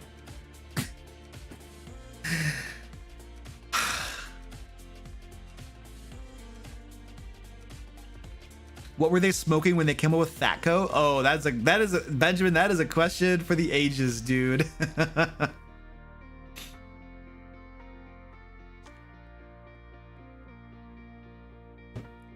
How would you go about different guilds in a homebrew world to give the party more connections throughout the world? I would create the guilds, and then I'd let the players know about them. I don't know what else to say. That's what I would do. Would a quest point system have helped Frostmaiden?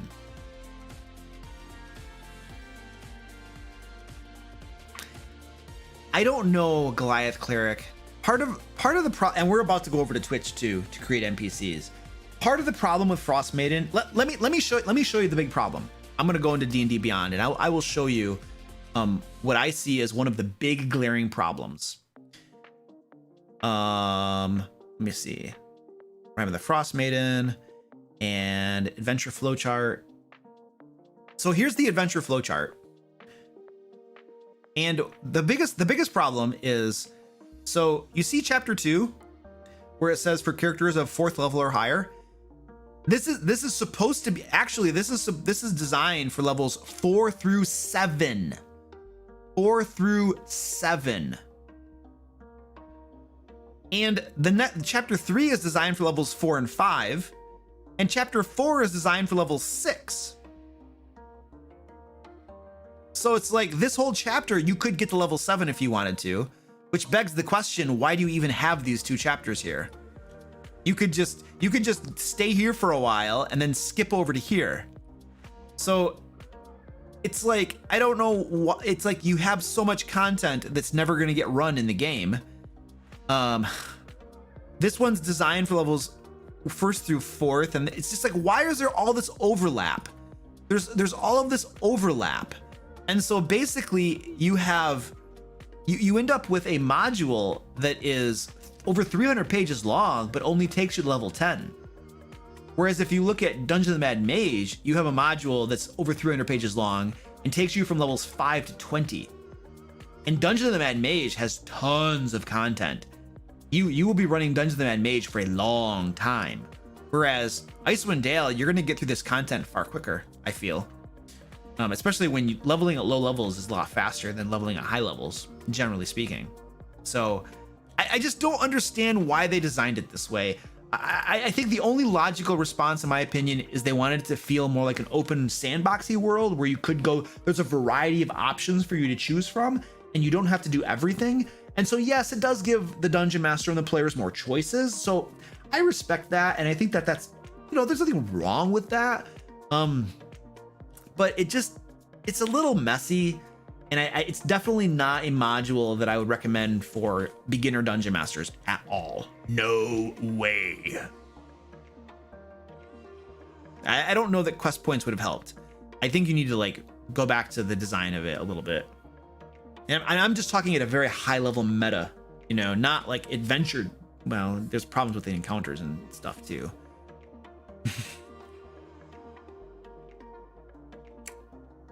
All right.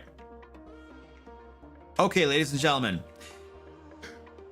we have reached that point in our stream where we are going to go over to my Twitch channel and we are going to create NPCs together. I got a lot of the questions that are in the spreadsheet, but if you had a question that didn't get answered or your question didn't get into the spreadsheet or whatever, I do stream over on Twitch Mondays and Wednesdays as well, and of course on Fridays, because that's what we're doing right now. And you can ask questions over there, and usually there are fewer people there, so it's easier to get questions answered and stuff like that. So, all right, we are going to go over to Twitch right now, and we're going to create some NPCs together. It usually takes me about 5 minutes or so to do the switch over, and I'm also going to go bio. But my moderators have dropped a link to Twitch, so you can go join me over there, and I will be there shortly. But we're done here on YouTube. We're going to go over to Twitch where it's much more fun now. So now I'm going to get out of here. All right. Bye, everybody. This has been lots of fun. I'll see you on Twitch.